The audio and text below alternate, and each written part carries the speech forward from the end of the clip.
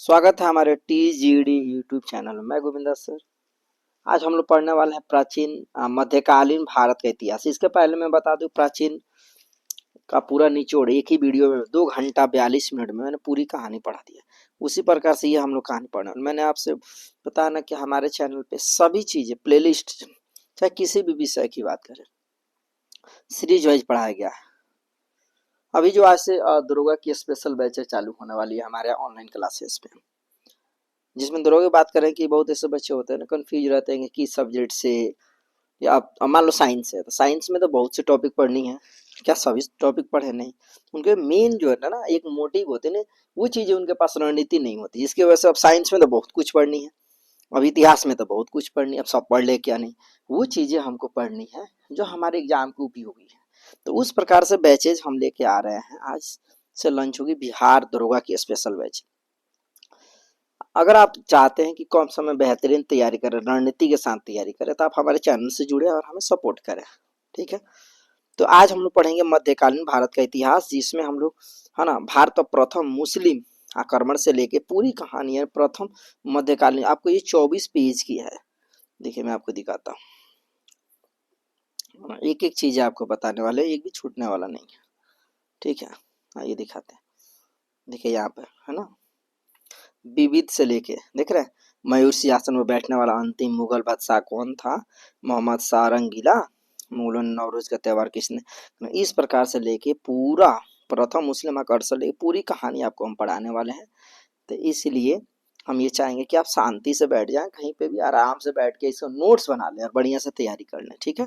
तो चलिए हम लोग शुरू करते हैं। अगर जो बच्चे ना देखे हमारे प्राचीन भारत की, तो वो बढ़िया से देख लीजिए। उसका उसका लिंक हम इसका डिस्क्रिप्शन में डाल देंगे, आप देख लीजिएगा। ठीक है। तो चलिए हम शुरू करते हैं मध्यकालीन भारत का इतिहास। चलिए, भारत पर मुस्लिम आक्रमण की जो बातें हो रही है, भारत पर आक्रमण करने वाला प्रथम मुस्लिम आक्रमणकारी मूलतः कहाँ के निवासी थे? देखो, भारत पे पहली बार आक्रमण जो हुई थी, मुस्लिम आक्रमण, वो अरब से थी। कहाँ से थी?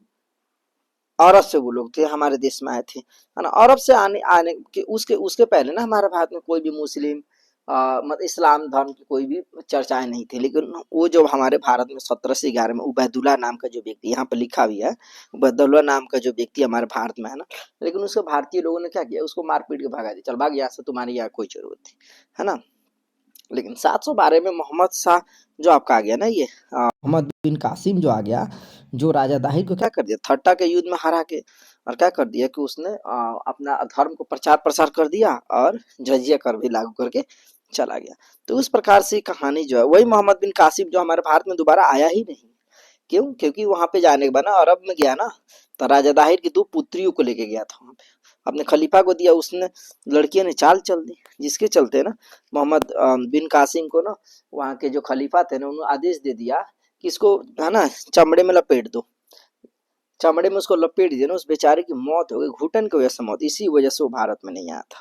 तो चलिए इस प्रकार की हम कहानी शुरू करते हैं आपका। ठीक है। चलिए,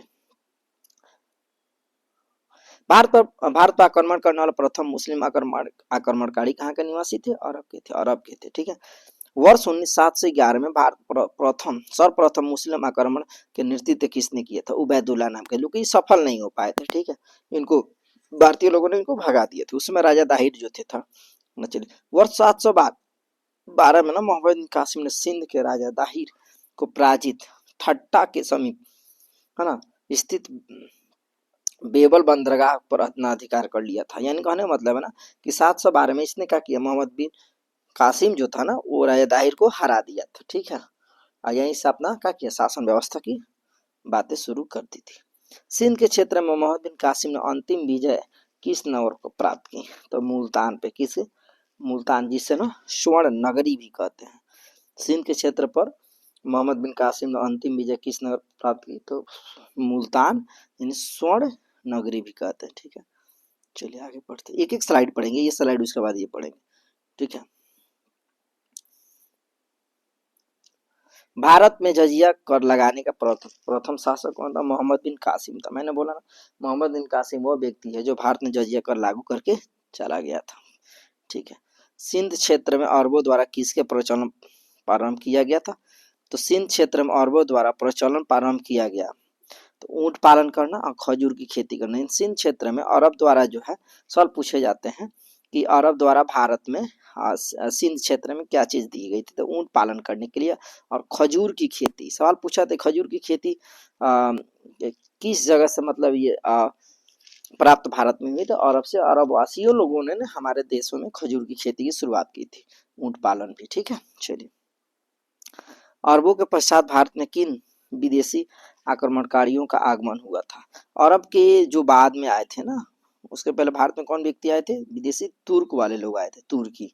ठीक है, तुर्की में ना गजनवी वंश की स्थापना किस शासक द्वारा की? तुर्की में ना गजनवी वंश की स्थापना किस शासक द्वारा? अल्पतगिन गजनी के द्वारा की गई थी। किसके द्वारा? अल्पतगिन गजनी के द्वारा की गई थी। ठीक है, चलिए आगे पढ़ते हैं। भारत पर प्रथम तुर्की आक्रमण किनके द्वारा किया गया था? सुबुक्तगिन गजनी के द्वारा। किसके द्वारा? भारत पर तुर्की आक्रमण करने वाला पहला व्यक्ति क्या नाम था उनका? सुबुक्तगिन गजनी के द्वारा। ठीक है, उम्मीद करते हैं समझ में आ रहा होगा। चलिए आगे प्रश्न पढ़ते हैं। यहाँ पे वर्ष 712 में भारत पर सर्वप्रथम सफल मुस्लिम आक्रमण करने वाला कौन व्यक्ति था? तो 712 में सफल मुस्लिम आक्रमण करने वाला व्यक्ति का नाम था मोहम्मद बिन कासिम। ठीक है, चला गया। सुबुक्तगिन गजनी ने अपने आक्रमण के दौरान पश्चिमोत्तर भारत के किन हिंदू शाही शासक को पराजित किया था? तो जयपाल को। किसने? सुबुक्तगिन गजनी ने किनको हराया था भारत में हिंदू शासक को? जयपाल को हराया था। ठीक है, आगे पढ़ते हैं। महमूद गजनी द्वारा 1025 में सोमनाथ मंदिर पर आक्रमण के दौरान गुजरात के शासक कौन था? भीम प्रथम थे। कौन थे? वही मोहम्मद गजनवी की बात की जो भारत पर 17 बार आक्रमण किया था। हाँ, 17 बार, जो यहाँ पर हमने खुद नोट में बता दिया है। ठीक है ना, मोहम्मद गजनवी भारत पर 1000 से लेकर 1027 ईस्वी के मध्य 17 बार आक्रमण किया। इसका आक्रमण का उद्देश्य भारत की धन संपदा लूटना था, न कि साम्राज्य स्थापना। इसका केवल एक मकसद, बस खाली धन लूटना। सोचिए 1000 से लेकर 1027 तक लगातार हमला करते रहे 17 बार। आप सोचिए, आप एक दो परीक्षा देते हैं और अपने आप को कहते हो ना होगा, अब नहीं होगा, अब नहीं। आप प्रयास करते रहिए ना, प्रयास करिएगा तो जरूर आपके जीवन में बदलाव आएंगे। ठीक है, मेहनत करते रहिए, बस ये चीजें को टारगेट बनाइए तो आप सफल होइएगा। ठीक है, चलिए आगे पढ़ते हैं। देखो भारतीय जनता के लिए हिंदू शब्द का सर्वप्रथम प्रयोग अरबों द्वारा किया गया था। इन भारतीय जनता के हिंदू शब्द जो सबसे पहला क्या था? किन के द्वारा किया गया था? अरबों द्वारा किया गया था। ठीक है, चलिए आगे पढ़ते हैं। इसी का दूसरा अध्याय देखिए, मैंने आपको बता दिया ना कि ये मैंने एक लेक्चर पढ़ा, अब हम लोग ये पढ़ने वाले हैं। ठीक है, ये ठीक, याद रखिएगा। 2 लेक्चर ना, 2 पार्ट की है ना। चलिए, महमूद गजनवी के साथ भारत आने वाला प्रसिद्ध इतिहासकार कौन था? इन महमूद गजनवी के साथ कौन व्यक्ति जो भारत आया था, जो बहुत बड़ा प्रसिद्ध था? उनका नाम था अल बिरूनी। क्या नाम था? अल बिरूनी साहब हमारे भारत में। तो अल बिरूनी द्वारा किताबुल हिंद की रचना, किताबुल हिंद, उत्बी द्वारा किताबुल हिंद पादमी तथा फिरदौसी पूर्व का होमार द्वारा शाहनामा नामक पुस्तक की रचना की गई थी। अल बिरूनी बहुत बड़ा विद्वान व्यक्ति था, बहुत से किताबों की रचना की, जिससे किताबुल हिंद सबसे फेमस की बात होती है। एग्जाम में पूछे भी जाते हैं किताबुल हिंद की रचना किनके द्वारा की गई थी, तो बताइएगा अल बिरूनी के द्वारा की गई थी। ठीक है, चलिए हम आपको वादा कर रहे हैं ना, बिल्कुल आपको चैप्टर मिलने वाले हैं। पूरी एक ही लेक्चर में पूरे कालीन खत्म, प्राचीन एक ही लेक्चर में मैंने पढ़ा दिया। अगर नहीं देखे ना तो आप जाके देख लीजिए, इसका प्लेलिस्ट में उसका लिंक डाल देंगे, आप देख लीजिए। उसके बाद तुरंत हम इसका आधुनिक लेके आएंगे, तुरंत। यानी 3 लेक्चर में पूरी हिस्ट्री खत्म। ऐसे समझ लीजिए आपको चीजें पढ़ाई जा रही है। आज से तो दुर्गा की बैच भी लॉन्च हो रही है। चलिए, महमूद गजनवी के पश्चात मोहम्मद गौरी द्वारा भारत पर प्रथम आक्रमण किस वर्ष किया गया? महमूद गजनवी के बाद में मोहम्मद गौरी द्वारा भारत पर कब आक्रमण किया गया था? तो 1175 मुल्तान पे। 1175 मुल्तान पे। ठीक है, चलिए आगे पढ़ते। मोहम्मद गौरी को वर्ष 1178 में अहिलवाड़ा यानी पाटन पर आक्रमण करने के दौरान किसके द्वारा पराजित किया गया था? इन मोहम्मद गौरी ने 1178 में अहिलवाड़ा इन पाटन पर आक्रमण करने के दौरान किनके द्वारा पराजित किया गया था? तो भीम द्वितीय, मूलराज जिसे कहते हैं। किनके द्वारा? भीम द्वितीय यानी कि मूलराज कहते हैं। ठीक है, चलिए आगे पढ़ते हैं। तराइन का प्रथम और द्वितीय युद्ध किनके मध्य लड़ा गया था? देखो, तराइन का प्रथम युद्ध की बात करें ना, तराइन का प्रथम युद्ध 1191 में हुई थी, 1192 में हुई थी। मोहम्मद गौरी पहली लड़ाई में क्या हो गया था? हार गया था। ठीक है। पहला में ना कौन जीत गया था, आपको बता दे। पहला में ना मोहम्मद गौरी क्या हो गया था कि हार गया था, दूसरा में मोहम्मद गौरी विजित हुआ, जीत गया, ठीक है। यानी पहला में पृथ्वीराज चौहान जीते थे। तो तराइन के युद्ध जो है मोहम्मद गौरी और पृथ्वीराज चौहान के बीच में, तराइन की दो ही युद्ध हुई थी, मोहम्मद गौरी और पृथ्वीराज चौहान का। पहला में पृथ्वीराज चौहान जीत गए थे, लेकिन मोहम्मद गौरी ने सोचा कि भैया अगर हम देखो, अगर हम 1191 में लड़े तुरंत लड़ेंगे, 1192 में तुरंत लड़ा और पृथ्वीराज चौहान क्या कर दिया, हरा दिया। चला आगे पढ़ते हैं। मोहम्मद गौरी ने कनौज के शासक जयचंद को किस युद्ध में लड़ाया था। देखो मोहम्मद गौरी की बात करते हैं, मोहम्मद गौरी को चंदावर के युद्ध 1194 में हराया था, ठीक है। मोहम्मद गौरी क्यों, तो देखिए आपको बता देना, यहाँ से एक चीज, यहाँ से दो चीजें कनेक्ट होती है। एक हो गई ना कि आपको बता देना कि राणा सांगा जो ना बाबर को बुलाया था इब्राहिम लोदी को मारने के लिए, सेम हाल यहाँ पे हो गया। मोहम्मद गौरी को भी जयचंद ने क्या किया, ललकार दिया, क्या हो ना पृथ्वी चौहान को मारो, हम तुमको सपोर्ट करेंगे, लेकिन बुला तो दिया लेकिन लड़ाई में गया ही नहीं। इसीलिए गुस्सा होकर मोहम्मद गौरी ने क्या किया, जयचंद को मारा, जिसे चंदावर का युद्ध कहा जाता है, जिसे 1194 में, ठीक है। चलिए आगे बात करते हैं। मोहम्मद गौरी के साथ भारत आने वाला प्रसिद्ध सूफी कौन थे। मोहम्मद गौरी के साथ प्रसिद्ध आने वाले जो व्यक्ति थे ना, उनका नाम था शेख मुहिउद्दीन चिश्ती। क्या नाम था, शेख मुहिउद्दीन चिश्ती। चलिए आगे पढ़ते हैं। सिक्कों पर देवी लक्ष्मी का आकृति किन मुस्लिम शासक द्वारा बनाई गई थी। सिक्कों पर देवी लक्ष्मी की आकृति किस मुस्लिम शासक के द्वारा बनाई गई थी, तो मोहम्मद गौरी के द्वारा। किनके द्वारा, मोहम्मद गौरी के द्वारा। चलिए, बख्तियार खिलजी मोहम्मद गौरी का एक साधारण दास था जिसने बंगाल और बिहार पर विजय प्राप्त की। इसने अपने आक्रमण के दौरान नालंदा विश्वविद्यालय को भी नष्ट कर दिया। बख्तियार खिलजी ना एक ऐसा शख्स था ना, वो नालंदा विश्वविद्यालय क्या कर दिया था, नष्ट कर दिया था। चलिए आगे पढ़ते हैं। मोहम्मद गौरी को मृत्यु के पश्चात साम्राज्य पर किस तीन गुलाम, है ना, तीन गुलाम द्वारा नियंत्रण स्थापित किया गया था, ठीक है। देखो मोहम्मद गौरी की हत्या 1206 में, 1200 खोखरो जनजाति द्वारा हत्या कर दी गई थी, चाकू से भोंक। उनके गुलाम जो थे ना, उनका नाम था यल्दौज, कुबाचा और कुतुबुद्दीन, कुतुबुद्दीन ऐबक। इन तीन जो शासक थे, ठीक है, सॉरी उनके गुलाम थे। और कुतुबुद्दीन ऐबक ने मौका का फायदा उठा क्या कर लिया कि आपका गुलाम वंश की स्थापना, दिल्ली सल्तनत की स्थापना करी। जैसे दिल्ली सल्तनत की पहला वंश का क्या नाम है, गुलाम वंश, ठीक है। चलिए आगे पढ़ते हैं, उम्मीद करते हैं समझ में आ रहा है। चलो दिल्ली सल्तनत की अब शुरुआत यहाँ से हम करते हैं। दिल्ली सल्तनत जो 1200 से लेकर 1526 तक चला, हाँ 1200 से लेकर 1526 तक चला है दिल्ली सल्तनत। चलिए यहाँ देखते हैं दिल्ली सल्तनत, ध्यान से देखेंगे बाबू, ठीक है। दिल्ली सल्तनत का पहला गुलाम वंश जिसमें 11 शासक हुए, दूसरा खिलजी वंश 5 शासक हुए, तुगलक वंश 9 शासक, सैयद वंश 4 शासक, लोधी वंश 3 शासक, ठीक है। यह अंतिम शासक लोधी वंश था, ठीक है। देखो गुलाम वंश की जो बात करें ना, कुतुबुद्दीन ऐबक जो 1206 से 1210 में तक, 1206 में स्थापना किया, 1210 में क्या हो गया, घोड़े से गिर गिर के मृत्यु हो गई थी, है ना, चौगान खेलते हुए घोड़े पे बैठ गया था, डंडा लेके क्या कर रहा था कि गेंद को मार रहा था, गिर गया, घोड़े कुचल दी, इसकी मौत हो गई। किसका, कुतुबुद्दीन। यही कुतुबुद्दीन ऐबक की बात कर रहे हैं ना, जो कि कुतुब मीनार के नींव डाला था, लाख बख्श जिसे कहा जाता है, ठीक है। लाखों का दान देता, 2.5 दिन के झोपड़ा बनवाया था, ठीक है। चलिए ये खिलजी वंश की बात करें, फिर जलालुद्दीन खिलजी जो कि 1290 से 1296 तक रहा। तुगलक वंश की संस्थापक गयासुद्दीन तुगलक शाह प्रथम की जो बात करें, वो 1320 से 1325 तक चला, ये बस 5 साल। सैयद वंश खिज्र खां 14 से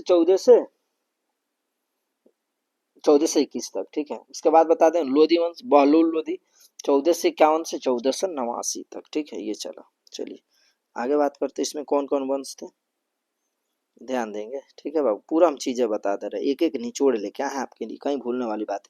उसके बाद इल्तुतमिश आया, इल्तुतमिश की बात करें 1210 से 1236 तक चला, ठीक है। कुतुबुद्दीन, उसके बाद से इस्कुनुद्दीन फिरोज शाह तुगलक 1236 में, उसके बाद उसकी लड़की रजिया सुल्तान, उसके बाद मोइनुद्दीन बहराम शाह, उसके बाद अलाउद्दीन मोहम्मद शाह, उसके बाद नसरुद्दीन, कौन आ गया, नसरुद्दीन, चलिए बता ही देते हैं पूरे, ये नसरुद्दीन महमूद, उसके बाद गयासुद्दीन बलवान, मोइनुद्दीन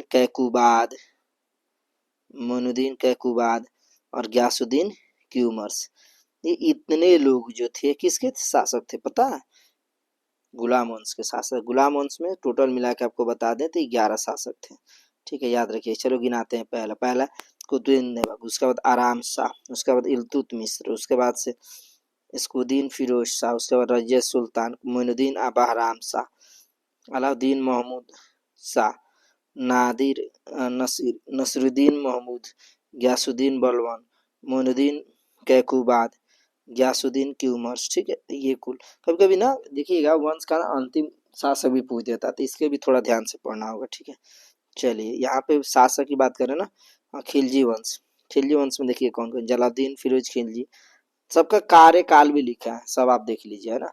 अलाउद्दीन खिलजी, शिहाबुद्दीन उमर, ठीक है, कुतुबुद्दीन मुबारक शाह खिलजी, देख रहे हैं, कुतुबुद्दीन मुबारक शाह खिलजी, नसरुद्दीन खुसरो खां।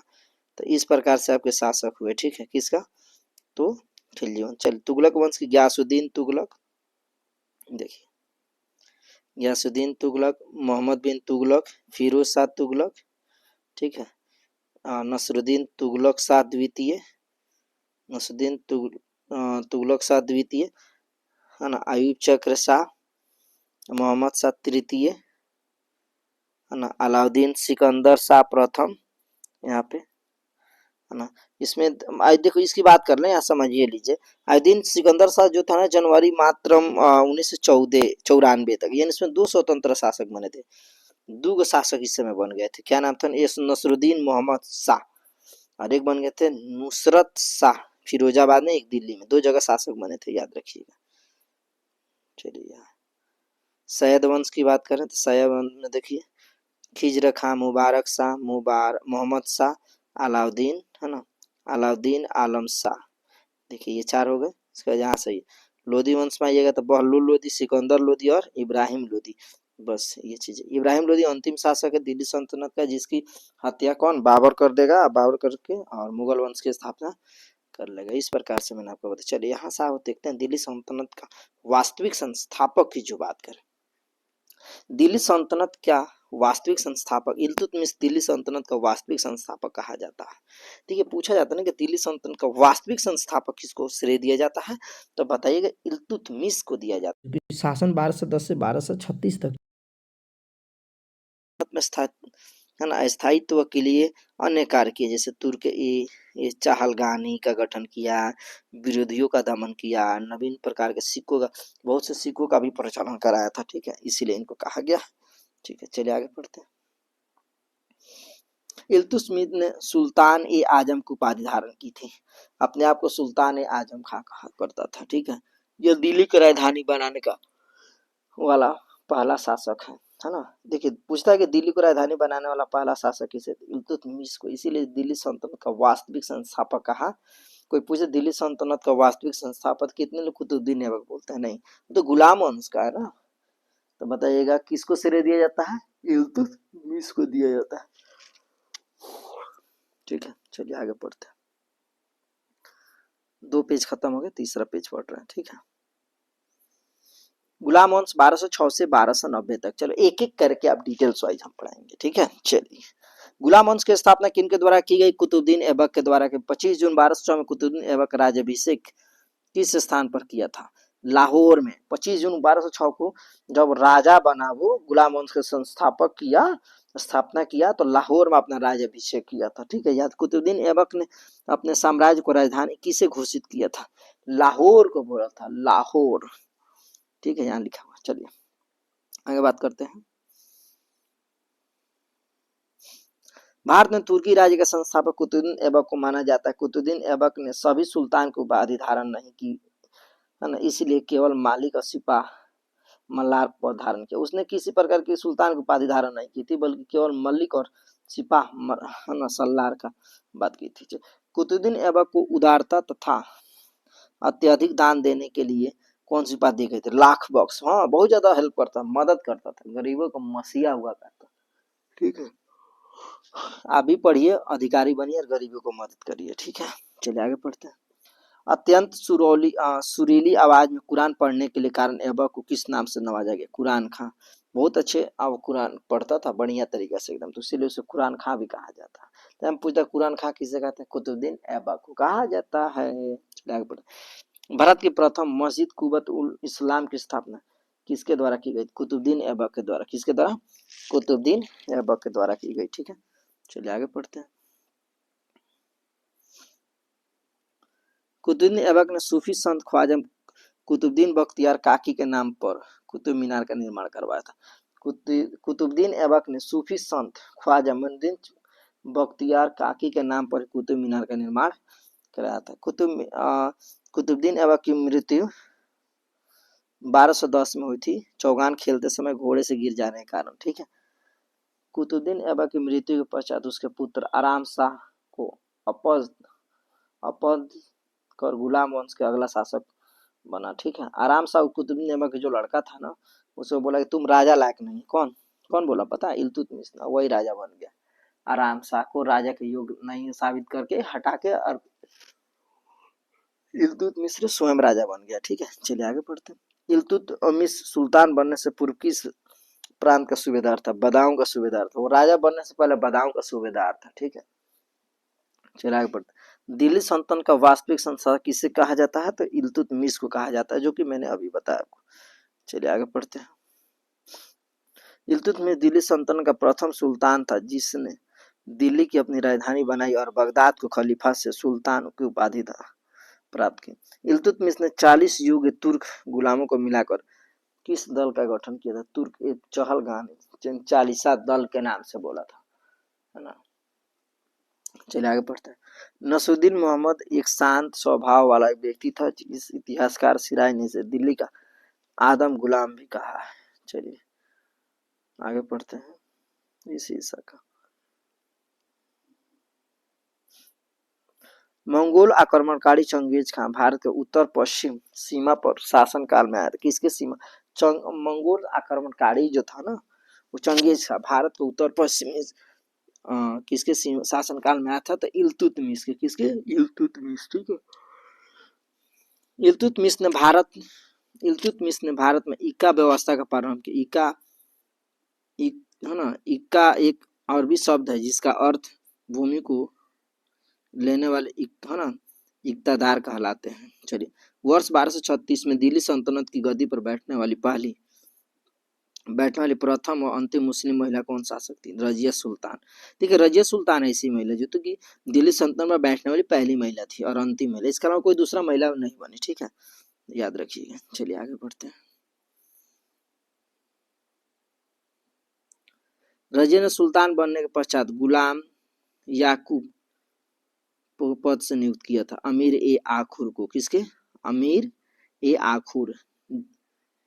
रजिया सुल्तान के विद्रोही अमीरों ने रजिया की हत्या कारोबार किस दिल्ली सल्तनत की है ना गद्दी पर बैठा। रजिया सुल्तान के विद्रोही जो थे अमीरों ने रजिया की हत्या करवाकर किसे दिल्ली सल्तनत की गद्दी पर बैठा था? बहराम शाह को। रजिया सुल्तान को मार के बहराम शाह को क्या बना दिया कि चलिए भैया आप राजा बनेंगे अगला दिल्ली का, है ना। याद रखिएगा, राजा का बेटा राजा ना बनेगा, जो पढ़ेगा ना वही राजा का बेटा राजा बनेगा। तो राजा का बेटा राजा ना बने, गरीब के बेटा राजा बनेगा। लेकिन गरीब के बेटा अगर राजा बनेगा ना तो गरीबे के घर उजाड़ेगा। याद रखिएगा, वो अमीर के घर नहीं उजाड़ता है। तो इसलिए भैया आप मेहनत करिए और जिंदगी में तरक्की करिए, है ना। गरीबी से पल के अगर आप अधिकारी बन रहे हैं या कुछ बन रहे हैं ना, तो प्रयास करिए गरीबों को भी थोड़ी सी राहत मिले। नहीं तो गरीब के घर के जाके झोपड़ी उजाड़ दीजिए, अब बड़े बड़े लोगों को ना जाके जी हजूरू करिए, तो ऐसा ना चलने वाला है। ठीक है, आप मेहनत करिए और हाँ, क्राइम है, का अधिकार है, उसको पकड़िए, जो सजा देना दीजिए, है ना। लेकिन अक्सर मैंने देखा है कि अक्सर कोई अधिकारी या पुलिस आते हैं ना, तो छोटे लोग को माँ बहन कैसी गालियाँ लोग देते हैं, है कि नहीं। लेकिन बड़े लोग जो बड़े बड़े जो लोग होते हैं ना, उनके यहाँ नहीं कुछ बोलते हैं, जाके जी सर करते हैं। तो ये चीजें देखना है। ठीक है, चलिए आगे पढ़ते हैं। बहराम के कार्यकाल के नायब ए मुमालिकत पद को सृजन किया गया जिसमें संपूर्ण अधिकार निहित होते थे। इस पद पर सर्वप्रथम यतगीन को नियुक्त किया गया। चलिए आगे पढ़ते हैं। दिल्ली सल्तनत के किस शासक ने बलवन को नायब ए मुमालिकत पद पर नियुक्त किया? नसरुद्दीन महमूद। क्या नाम है? नसरुद्दीन महमूद। बलवन को उल्लू खां की उपाधि किसने प्रदान की थी? नसरुद्दीन महमूद ने। किसने बोला था? नसरुद्दीन महमूद। ठीक है, चलिए आगे पढ़ते हैं।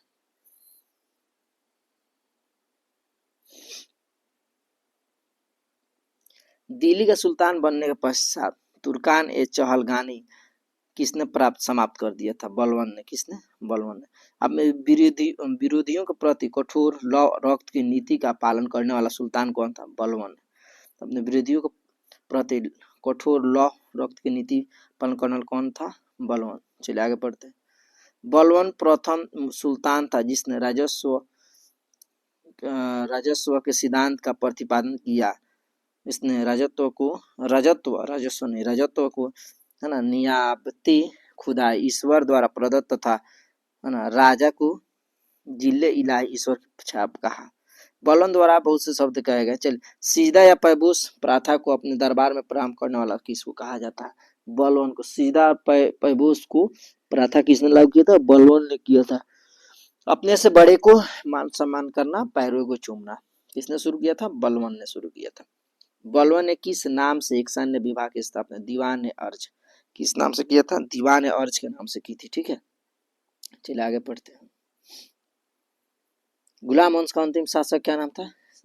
शमसुद्दीन क्यूमर्स। क्या नाम था? शमसुद्दीन। के याद रखेंगे, ठीक है, बहुत ज्यादा सवाल पूछता है ये। चलिए आगे बात करते हैं।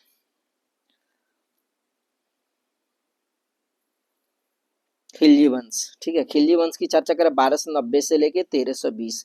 इस प्रकार से हम एक एक करके चैप्टर आपको पढ़ा रहा है। ठीक है, एक भी टॉपिक छूटने वाला नहीं है, पूरी सीरीज वाइज पढ़ाएंगे। ठीक है, चलो खिलजी वंश की बात करें। खिलजी वंश, गुलाम वंश के बाद ना 1290 से खिलजी वंश की स्थापना किसके द्वारा की गई थी? जलालुद्दीन फिरोज खिलजी, इनके द्वारा की गई थी। ठीक है, चलिए रक्त और लौह की नीति को त्याग कर शासन के है ना उधार नीति का अनुसरण करने वाला दिल्ली का प्रथम सुल्तान कौन था? तो जलालुद्दीन फिरोज खिलजी। ठीक है,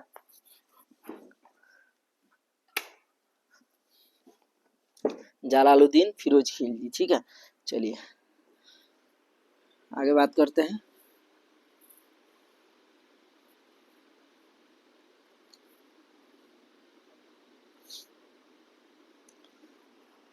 चलिए, वर्ष 1296 में कड़ा मणिकपुर में जलालुद्दीन की हत्या किसने की थी? अलाउद्दीन खिलजी। किसने की थी?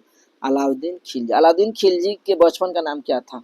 अली गुरसाब। क्या नाम था? अली गुरसाब। सवाल पूछता है कि अलाउद्दीन खिलजी के बचपन का क्या नाम था, तो बताइएगा अली गुरसाब। क्या नाम था? अली गुरसाब। अगला सवाल, जलालुद्दीन की हत्या के पश्चात अलाउद्दीन खिलजी ने अपना राज्याभिषेक कहाँ कराया था? बलवन के लाल शाह में, लाल महल में। किसमें? बलवन के लाल महल में। चलिए आगे पढ़ते। अलाउद्दीन एक समाजवादी शासक था। वह विश्व विजय प्राप्त करने के साथ साथ एक नए धर्म को स्थापना करना। तो देखो अलाउद्दीन ना वो चाहता था ना कि भैया हम एक समाज में मदद करें और लोगों को ना एक धर्म की अपेक्षा चीजें बताएं। ठीक है, इस प्रकार से वो कार्य करना चाहता था। चलिए, राज्याभिषेक के पश्चात सिकंदर सानी या द्वितीय सिकंदर उपाधि किसने धारण की थी? तो अलाउद्दीन खिलजी ने है ना धारण की थी, द्वितीय। चलिए आगे पढ़ते हैं। सुल्तान बनने के पश्चात अलाउद्दीन ने प्रथम आक्रमण किस शासक पर किया था? तो रायगढ़ गुजरात का शासक थे। सुल्तान बनने के बाद अलाउद्दीन ने सबसे पहले जो आक्रमण किया था वो रायगढ़ पर, जो गुजरात के शासक थे। आगे पढ़ते। अलाउद्दीन का सेनापति मलिक कफूर। अलाउद्दीन के सेनापति क्या था? मलिक कफूर जी। गुजरात विजय के दौरान नुसरत खां द्वारा 1000 दिनार में खरीदा गया था, इसलिए उससे 1000 दिनार भी कहा। देखो अलाउद्दीन खिलजी ना की बात करें ना तो वो मलिक कफूर को 1000 दिनार में खरीदा था, तो है ना 1000 दिनार में, इसे 1000 दिनारी भी कहा जाता है। चलिए आगे पढ़ते हैं। वर्ष 1303 में अलाउद्दीन के द्वारा चित्तौड़ पर आक्रमण के समय वहां के शासक कौन था? राजा रतन सिंह थे। क्या नाम था? राजा रतन सिंह जो थे वही वहां के शासक थे। ठीक है, राजा रतन सिंह। इनकी पत्नी थी पद्मावत। ठीक है, चलिए आगे बात करते हैं। विंध्याचल पर्वत श्रेणी की को पार कर दक्षिण भारत पर आक्रमण करने वाला दिल्ली सल्तनत का प्रथम सुल्तान कौन था? अलाउद्दीन खिलजी। अलाउद्दीन के दक्षिण अभियान पर सेनापति कौन था? मलिक कफूर। चलिए आगे पढ़ते। तेलंगाना वारंगल के शासक प्रताप रुद्रदेव द्वितीय ने मलिक कफूर को विश्व प्रसिद्ध कोहिनूर हीरा भेंट किया था, जिसे मलिक कफूर ने अलाउद्दीन खिलजी को दे दिया था। देखिए तेलंगाना के राजा थे ना, वो हीरा दिए थे कि ले लो भैया हीरा, किसको? मलिक कफूर। लेकिन वो इतना ईमानदार थे ना मलिक कफूर, जो अलाउद्दीन खिलजी को उपहार में देके ले लीजिए सर, ये आपके लिए हम लेके आए है कि नहीं। चलिए पद्मावत मोहम्मद जायसी के अनुसार अलाउद्दीन की रानी पद्मावती की सुंदरता प्रभावित होकर चित्तौड़ पर आक्रमण किया गया। देखिए इसमें बता भी रहा अलाउद्दीन खिलजी जो थे राजा रतन सिंह को उनकी पत्नी के लिए सुंदरता देख कर वो चाहता था कि हम हमला करें, ठीक है, लेकिन वो सफल नहीं हो पाया अलाउद्दीन खिलजी। चलिए भारतीय नारी है भैया, आप चाहोगे भारतीय नारी को आप ऐसे देख लेंगे, भारतीय नारी अपने प्राण त्याग देंगी लेकिन अपने वचन से कभी भी पार नहीं हो सकती, इस चीज को याद रखिएगा, ठीक है। चलिए अलाउद्दीन खिलजी का दक्षिण भारत अभियान याद रखिएगा, अलाउद्दीन खिलजी का है ना दक्षिण भारत अभियान। देवगिरी की बात, शासक राजे देवगिरी, शासक रामचंद्र देव। अभियान का नेतृत्व मलिक कफूर 1307 में। वारंगल रुद्र प्रताप देव, मलिक कफूर 1309 में। द्वार समुद्र वीर बलवत तृतीय, मलिक कफूर 1310 में। मलिक कफूर एक किन्नर थे, ठीक है, बहुत बड़ा लड़ाकू थे। चलिए पांडे, वीर पांडे 7 फुट के थे, 7 फीट के। मलिक कफूर 13 से 11। चलिए आगे बात करते हैं। मलिक कफूर द्वारा सर्वप्रथम किस दक्षिण भारतीय राज्य पर आक्रमण किया गया था? मलिक कफूर द्वारा दक्षिण भारत पर देवगिरी पर है ना हमला किया गया था। चलिए दिल्ली सल्तनत का वह कौन सा सुल्तान था जिसने नगद वेतन के साथ अस्थायी सेना का भी संगठन किया था? तो अलाउद्दीन खिलजी। क्या नाम था? अलाउद्दीन खिलजी। उन्होंने बोला था भैया हम सेना को ना वेतन के साथ साथ ना शांति से रखेंगे भी, है ना, स्थायी भी रखेंगे, नौकरी रखेंगे, सैलरी भी देंगे, काम हो या ना हो लेकिन उनको सैलरी देंगे, जैसे पुलिस प्रशासन का है ना सैलरी मिलती है वैसे। अलाउद्दीन द्वारा सेना में भ्रष्ट रोकने के लिए, भ्रष्टाचार रोकने के लिए कौन सी योजना अपनाई गई थी? देखो घोड़े को दागने प्रथा तथा हुलिया प्रथा, ठीक है, ये तो ये चोरी जो है ना भ्रष्टाचार वाला शुरू से नीति चलती है, इसीलिए तो आज किसी ऑफिस में जाना सरकारी, बिना पैसा का आपका काम नहीं होगा, हाँ पेपरे नहीं बढ़ेगा, पैसा दे दीजिएगा सब काम हो जाएगा, है कि नहीं। चलिए चराई कर, है ना, चराई कर तथा गृह कर, है ना, चरी कर है ना लगाने वाला प्रथम शासन कौन था? अलाउद्दीन खिलजी। चराई कर जो गृह कर था ना लगाने वाला पहला शासन कौन था?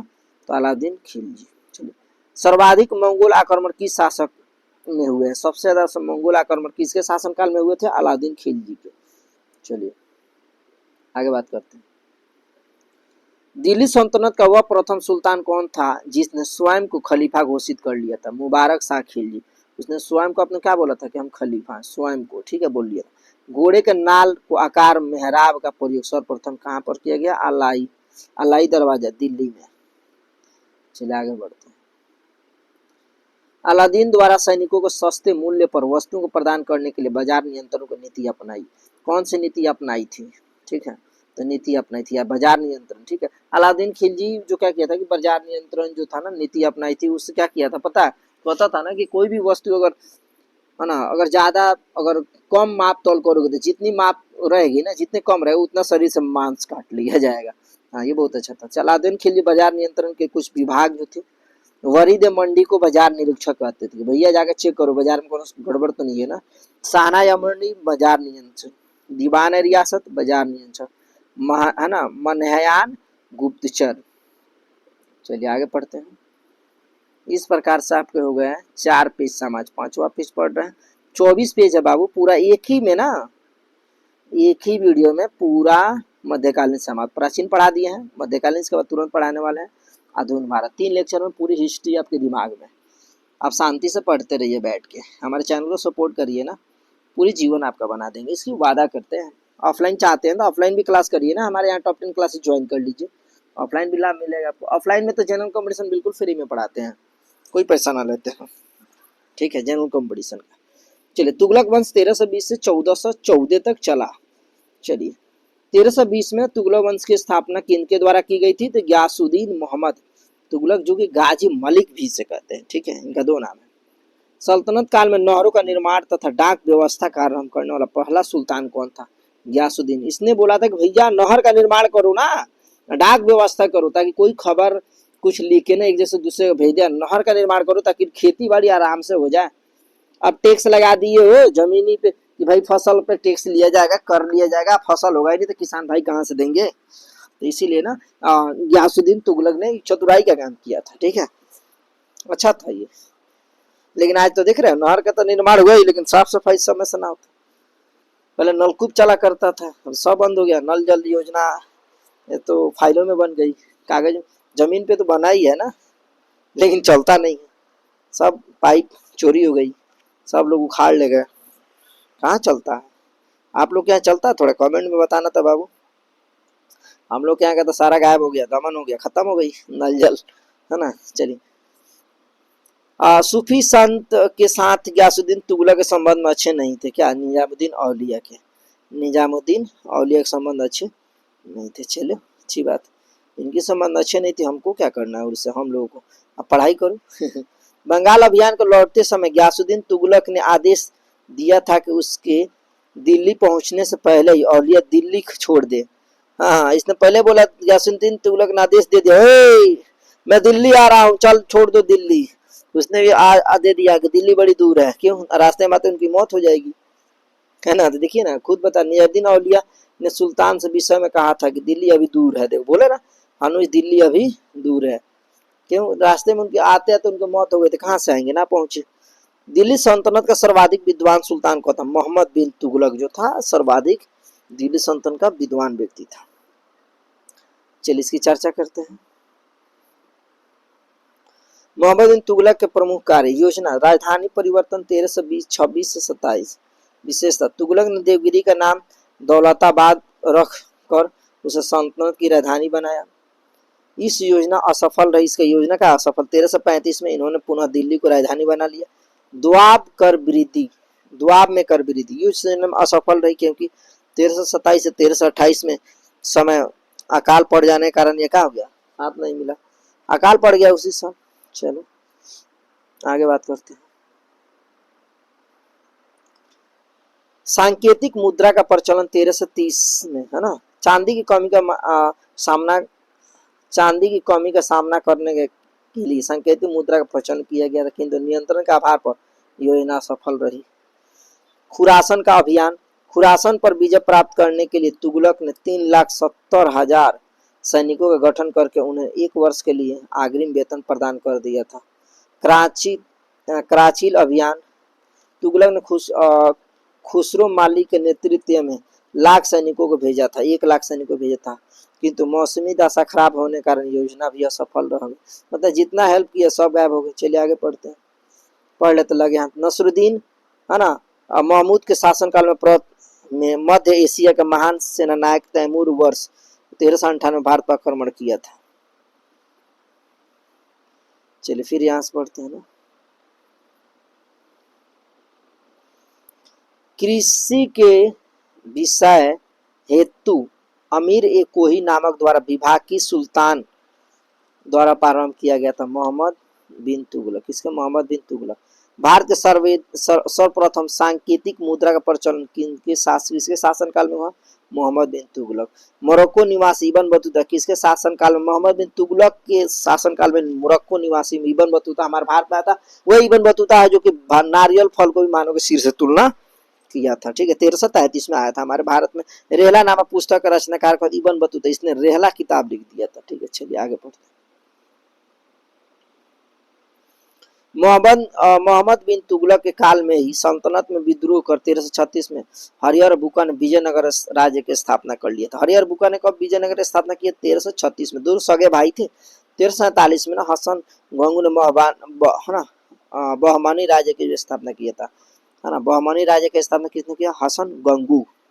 या होली के त्यौहार के सार्वजनिक उत्सव में भाग लेने वाला दिल्ली का प्रथम सुल्तान कौन था? मोहम्मद बिन तुगलक। उसने होली के त्यौहार के सार्वजनिक रूप में क्या किया था? भाग लिया था।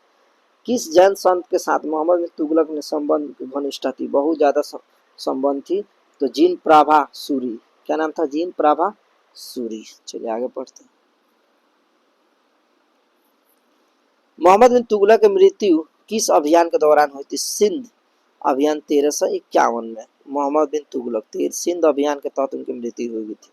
चलिए आगे पढ़ते हैं। सर्वप्रथम लोक निर्माण विभाग की स्थापना किस शासक ने की थी? फिरोज शाह तुगलक ने की थी। टोपरा तथा मेरठ में 2 अशोक स्तंभ किस स्तंभ लेख टोपरा तथा मेरठ से 2 अशोक स्तंभ लेख किस शासक द्वारा दिल्ली लाए गए थे? तो फिरोज शाह तुगलक। सबसे अधिक गुलाम किस सुल्तान के दरबार में थे? फिरोज शाह तुगलक। किसके? फिरोज शाह तुगलक। चलिए आगे पढ़ते हैं। ब्राह्मण पर जजिया कर लगाने वाला प्रथम मुस्लिम शासक कौन था? फिरोज शाह तुगलक। इसने ब्राह्मण लोग से भी बोला कि भैया आप लोग भी टैक्स दीजिए, और वही मोहम्मद बिन कासिम था ना, वो नहीं लगाया था, छोड़ दिया था। चलिए, हक ए सर्व नामक सिंचाई कर लगाने वाला दिल्ली का प्रथम सुल्तान कौन था? फिरोज शाह तुगलक। सब चीज पे टैक्स दीजिए। फिरोज शाह के काल में स्थापित विभाग, क्या क्या स्थापित विभाग किया था वो देखते हैं। दीवान ए बंदगाह गान, दासों के लिए देखभाल, नौकरों को देखभाल। दीवान इस्तिहाक, पेंशन देने के लिए। दीवान खैराज, असहाय लोगों की मदद करना। हाँ वाह, अच्छा काम किया था। दिल्ली सुल्तान के दिल्ली सल्तनत के तुगलक वंश का अंतिम शासक क्या नाम था? नसरुद्दीन महमूद। क्या नाम था? नसरुद्दीन महमूद। इस प्रकार से ये हुआ आपका चैप्टर नंबर कितना समाप्त? पेज नंबर हो गया 5 समाप्त। ठीक है, चलिए अगला पेज नंबर पढ़ते हैं, बल्कि सैयद वंश पढ़ते हैं। क्या पढ़ते हैं? सैयद वंश। 14 से लेके 14 का तथा लोधी वंश, दोनों एक ही में पढ़ लेते हैं ना। चलिए, मैंने बोला ना आपको पूरी सीरीज लेक्चर वाइज पढ़ाने वाला, एक भी ना छूटने वाला। पेज नंबर 6 भाई, है ना। ज़्यादा देर का लेक्चर ना होगा, एक ही वीडियो में पूरा पढ़ लीजिएगा। ठीक है, चलिए 1414 में ना ध्यान दीजिए, 1414 में दौलत खां को पराजित कर खिजर खां ने किस वंश की स्थापना की थी? सैयद वंश। रैयत ए आला की उपाधि धारण करने वाला सैयद वंश का शासक कौन था? खिजर खां। क्या नाम था? खिजर खां। सल्तनत काल में शासन करने वाला एकमात्र शिया कौन था? सैयद वंश। चलिए सैयद वंश, इसको पढ़ते हैं यहाँ। सैयद वंश का सबसे योग्य शासक मुबारक शाह था। इसने तारीख मुबारक शाह की लेखक याहिया बिन अहमद शाहिंदी के संरक्षण में प्रदान किया था। दिल्ली सल्तनत में प्रथम अफगान राज्य के रूप में लोधी वंश की स्थापना किनके द्वारा की गई थी? बहलोल लोधी। किनके द्वारा? बहलोल लोधी। लोधी वंश के शासक का क्या नाम था? लोधी वंश के शासक क्या नाम था? याद रखिएगा। चलिए शासक की बात कर, बहलोल लोधी 1451 से 1489 तक, सिकंदर लोधी 1489 से 1517, और इब्राहिम लोधी 1517 से 1526 तक सेवा समाप्त हो गई थी इनकी। चलिए आगे बात करते हैं। दिल्ली सल्तनत के सुल्तानों में से किसने सर्वाधिक समय तक शासन किया? बहलोल लोधी 38 साल तक। कितना? दिल्ली सल्तनत के सुल्तानों में से सबसे ज्यादा यही रहा था। इसमें सबसे कम वंश इसी में थे, तीनों, बहलोल, सिकंदर और इब्राहिम। ठीक है, देखिए किस सुल्तान के बारे में अब्दुल्लाह ने अपनी पुस्तक तारीख ए दाऊदी में लिखा कि जब वह अपने सरदारों के साथ मिलता था तो कभी सिंहासन पर नहीं बैठता था। बहलोल लोधी बोल रहा है कि ये जो है कभी अपने सरदार से मिलता था ना तो सिंहासन में। बहलोल लोधी, ठीक है, क्या नाम था? बहलोल लोधी। किस सुल्तान ने आगरा नगर की स्थापना कर अपनी राजधानी बना था? सिकंदर लोधी। चलिए आगे बढ़ते हैं। सिकंदर लोधी ने भूमि की माप के लिए किस पैमाने का प्रयोग किया था? गज ए सिकंदरी। क्या नाम था? गज ए सिकंदरी। सुल्तान की उपाधि धारण करने वाला लोधी वंश का प्रथम शासक कौन था? सिकंदर लोधी। क्या नाम था? सिकंदर लोधी। सिकंदर लोधी मुसलमानों को प्रचलित अनेक कुप्रथाएं, मुहर्रम पर तजिया निकालना, महिलाओं को पीरों के मज़ारों पर जाना, उनकी याद में जुलूस निकालने पर प्रतिबंध लगा दिया था। ठीक है, किसने? सिकंदर। चलिए आगे बात करते हैं। चलिए, सल्तनत काल की वंश, भाम है ना, मामलूक वंश, मामलूक वंश 84 ऐबक, इस प्रकार से ये वंश आपका दिया हुआ है, यहाँ देख लीजिए, यहाँ सारी चीजें। ठीक है, चलिए यहाँ बात करते हैं। भारतीय संगीत पर प्रथम फारसी ग्रंथ लज ए सिकंदर शाही की रचना किसके कार्यकाल में की गई? सिकंदर लोदी। सिकंदर लोदी किस नाम से कविताएं लिखा करता था? गुरु गुलरुखी। सिकंदर लोदी किस नाम से कविताएं लिखा करता था? गुलरुखी के नाम से। ठीक है, आगे पढ़ते हैं। लोदी वंश के साथ साथ दिल्ली सल्तनत का अंतिम सुल्तान कौन था? इब्राहिम लोदी। चलिए आगे पढ़ते हैं। वर्ष 1815 में लड़े गए खतौली के युद्ध में इब्राहिम लोदी को किसने पराजित किया था? महाराणा प्रताप। पानीपत के प्रथम युद्ध में बाबर ने किससे पराजित किया था? इब्राहिम लोदी। किस सुल्तान की मृत्यु और पश्चात भारत में मुगल वंश की स्थापना हुई थी? इब्राहिम लोदी। किसके? इब्राहिम लोदी। इब्राहिम लोदी दिल्ली सल्तनत का एकमात्र सुल्तान था जो रणभूमि यानी युद्ध भूमि वीरगति प्राप्त हुआ था। यह ऐसा व्यक्ति था जो लड़ते समय मौत हुई थी, बाकी लोग को बाद में मौत हुई थी, कितने है ना, याद रखिए, लेकिन इसको लड़ते लड़ते वहीं पे क्या हुई थी? लड़ाई में ही मौत हो गई थी। चलिए आगे पढ़ते हैं। भारत में पोलो खेलने का प्रचलन किस शासक ने शुरू किया? तुर्कों ने। पोलो खेलों का प्रचलन किसने शुरू किया था? तो तुर्कों ने शुरू किया था। सल्तनत काल में दस्तार बंदान किसे कहा जाता है? तो उलेमा को। आगे बात करते हैं। किस भारतीय में संगीत यंत्र तबला सितार का प्रचलन किया था? अमीर खुसरो ने। हिंदी खड़ी बोलने जाने वाले किसे कहा माना जाता है? अमीर खुसरो को। चलिए आगे बात करते हैं। फिरोज शाह तुगलक ने लगभग 300 नगरों की स्थापना की, फतेहाबाद, हिसार, जौनपुर और फिरोजाबाद शामिल है। देखिए ये चीज बात हो रही है। चलिए, विजयनगर साम्राज्य की बात कर रहे। हरियर और बुक्का सगे भाई दो थे, उनकी चर्चा, हरियर और बुक्का। ठीक है, चलिए पेज नंबर 7 पढ़ रहे हैं हम लोग। ठीक है, पेज नंबर 7।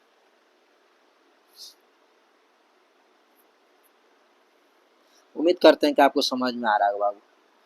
थोड़ा कमेंट्स करके बताइए कि समझ में आ रहा है कि नहीं। ठीक है ना। अब देखिए, हम आप लोग के लिए इतनी मेहनत कर रहे हैं तो आपका भी एक फर्ज बनता है थोड़ा हमारे लिए थोड़ी सी मेहनत कर दीजिए। ठीक है बाबू। चलिए, विजयनगर साम्राज्य की जो बात करें यहाँ से हम पढ़ेंगे। चलिए एक एक जूम करके थोड़ा बता रहा है। विजयनगर साम्राज्य की स्थापना कब और किन के द्वारा की? 1336 में हरियर और बुक्का द्वारा। विजयनगर के किस शासक ने चीन के सम्राट के पास अपना राज्य भेजा था? बुक्का प्रथम। अभिलेख में विजयनगर के किस शासक को पूर्वी पश्चिमी और दक्षिणी सागर स्वामी कहा गया है? तो बुक्का प्रथम को। किसको? बुक्का प्रथम को।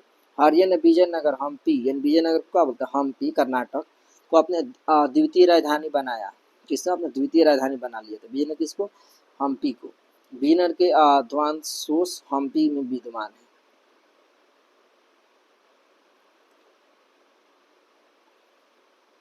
विजयनगर का पहला शासक कौन था जिसने बहमानी में भी गोवा को छीना था? हरिहर द्वितीय ने। प्रसिद्ध विजय विठल मंदिर कहाँ अवस्थित है? हम्पी में। विजयनगर के राजा कृष्णदेव राय ने गोलकुंडा का युद्ध किसके साथ किया था? कुली कुतुब शाह। कुली कुतुब शाह के साथ। देखिए यहाँ पे ये चीज़ आपको लिखा हुआ है, ये चीज़ देखिए।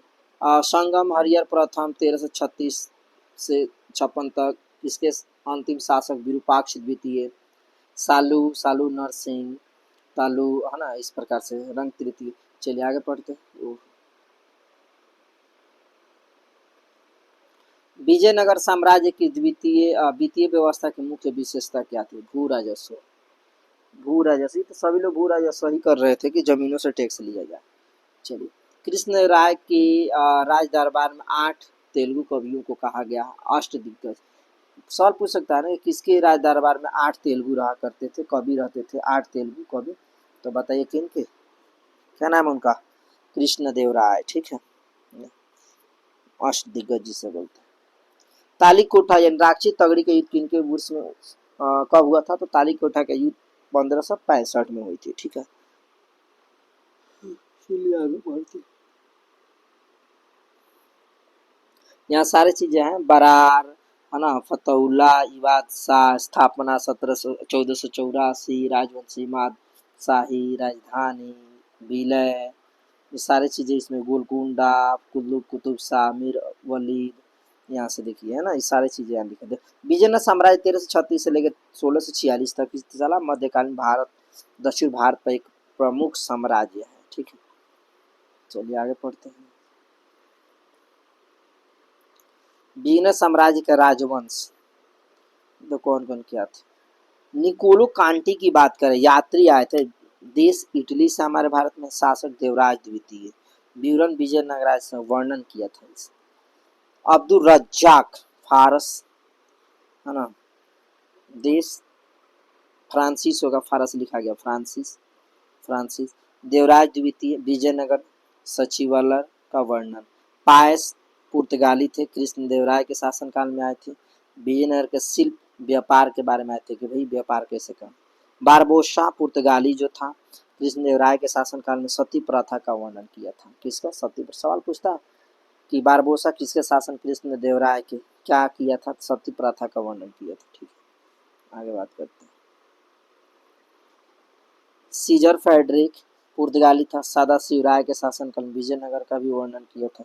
नूनूज पुर्तगाली था, अच्युत देवराज के साथ सती प्रथा का ये भी उल्लेख किया था। निकितिन रूस का था। मोहम्मद तृतीय के शासन में विजयनगर की असमानताओं का वर्णन किया था। प्रसिद्ध विजयनगर शासन कृष्णदेवराय के अधीन किस साहित्य का स्वर्ण युग था? तेलुगु का। किसका? तेलुगु का। चलिए आगे पढ़ते। जब राजा वाडियार ने मैसूर राज्य की स्थापना की तो वह विजयनगर साम्राज्य के शासन को था वेंकट द्वितीय।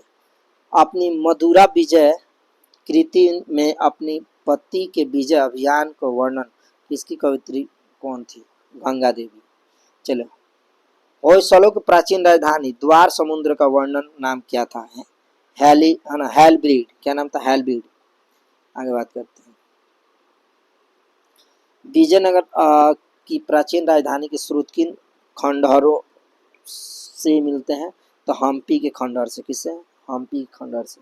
वैदिक ग्रंथ के भाष्यकार ना सायरन को आश्रय प्रदान किया गया विजयनगर राजाओं के द्वारा। चलिए आगे बात करते हैं।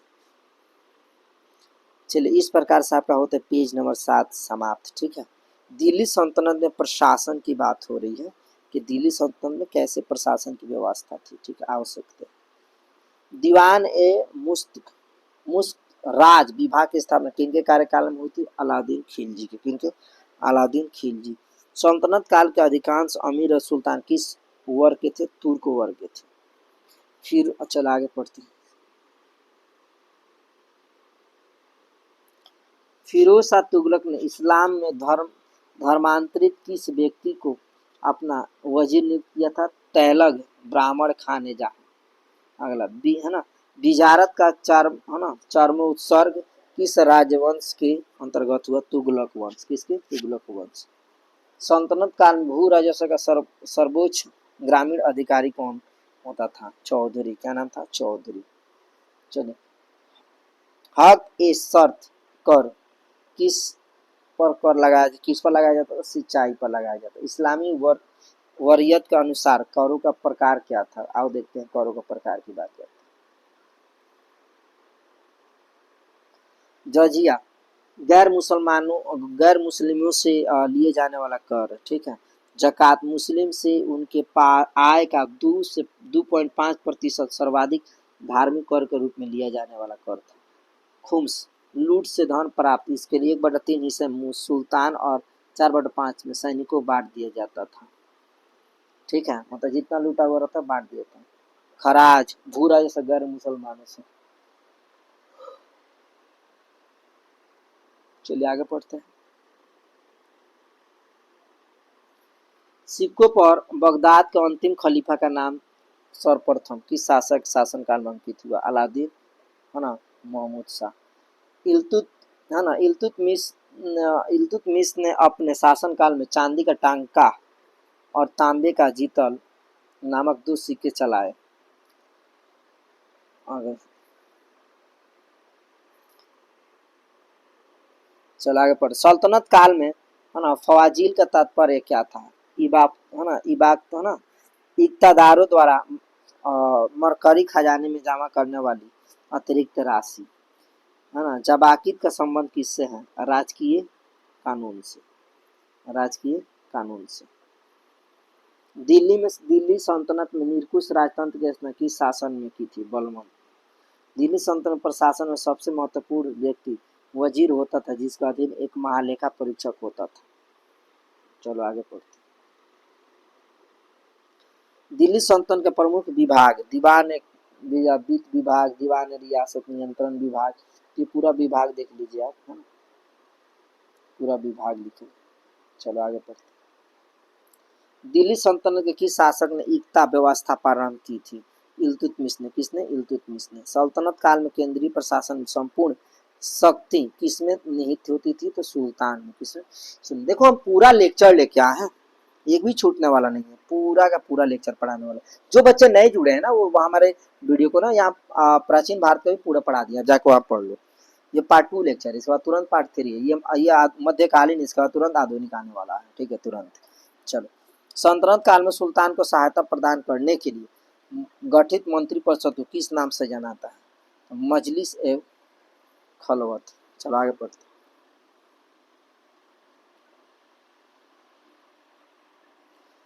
इक्तादारों पर नियंत्रण स्थापित करने के लिए ख्वाजा नामक अधिकारी की नियुक्ति किसके लिए की गई थी? बलबन। सल्तनत काल में भू राजस्व की दर सामान्यतः कितनी होनी थी? 20 से 25%। सल्तनत काल के प्रमुख अधिकारी का नाम? आरिज मुगेन है ना, सैन्य विभाग का प्रधान। देखिए यहाँ सारी चीजें स्क्रीनशॉट ले लीजिए, हो गया। देखो ये उतना इम्पोर्टेंट नहीं है, इसीलिए हम इसको चर्चा नहीं कर रहे हैं। ठीक है, चलिए आगे पढ़ते। पेज नंबर 9 दिल्ली सल्तनत स्थापत्य कला और साहित्य।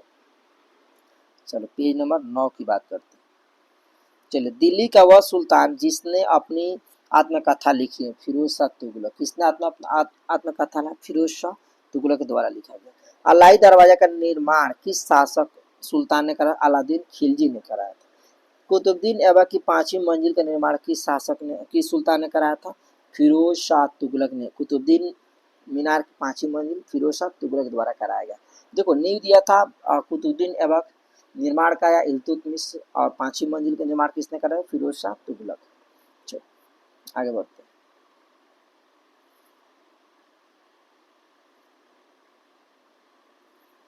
आगे बात करते हैं। तूती-ए-हिंद के नाम से विख्यात अमीर खुसरो का जन्म पटियाली अट्टा में हुआ था, तो कवि, इतिहासकार तथा संगीतज्ञ गए थे। भारत में कौन सा मकबरा जो सबसे पहले शुद्ध इस्लामी शैली में निर्मित हुआ था? बलबन का मकबरा। क्या नाम है? बलबन का मकबरा।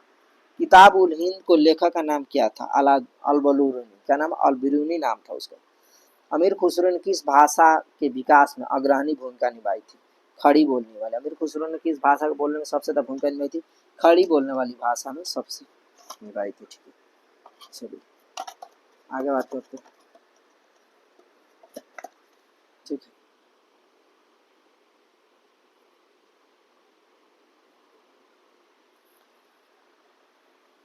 सल्तनत काल का महत्वपूर्ण कार्य। ठीक है, कुछ प्रमुख इमारतें निम्न: कुतुब मीनार, कुतुबुद्दीन ऐबक, कुतुब इस्लाम मस्जिद किसने बनाया? कुतुब मीनार। 2.5 दिन का झोपड़ा कुतुबुद्दीन ऐबक, कुतुबुद्दीन ऐबक है ना। सुल्तानगढ़ी का मकबरा इल्तुतमिश, इल्तुतमिश का मकबरा इल्तुतमिश। इमारत की जो बात रही है, निर्माता है कि कौन कौन बनाया है? हौज ए शमसी इल्तुतमिश, बलबन का मकबरा इल्तुतमिश है ना। सीरिया किला अलादीन खिलजी, हौज अलाई अलादीन खिलजी।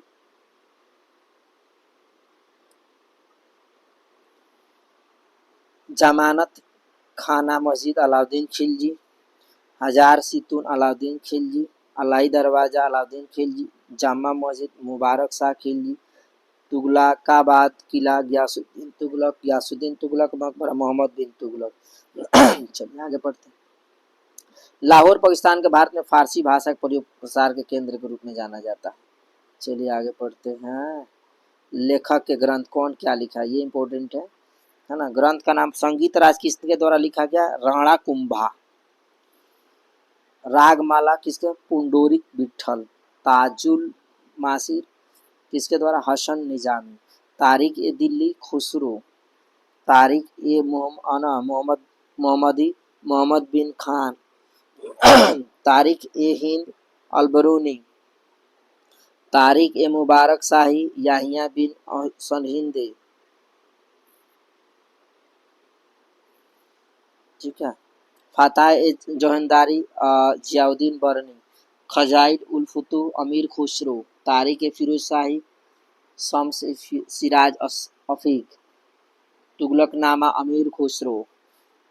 फुतूहात ए फिरोज शाही फिरोज शाह। तारिक ए यामिनी उत्तबी, तब है ना, तबकात ए नासिरी। मिनहाज उस सिराज रेहला इबन बतूता। किस पुस्तक में एक आदर्श मुसलमान शासक के गुणों का उल्लेख किया गया है, तो फतह ए जहां। ठीक है। दिल्ली के सुल्तानों ने किस भाषा का संरक्षण प्रदान किया, फारसी। चलो, मुस्लिम गान वाद का सर्वश्रेष्ठ मिश्रण किस संगीत वाद यंत्र पर माना गया, सितार पर। चलो, अमीर खुसरो और शेख निजामुद्दीन औलिया ने दिल्ली के 7 सुल्तानों का शासन देखा था। हाँ, अमीर खुसरो और दिल्ली के 7 गो सुल्तान को शासन देख लिए थे भैया। ये 7 आदमी ऐसे ऐसे अपना शासन व्यवस्था चलाते हैं। ठीक है।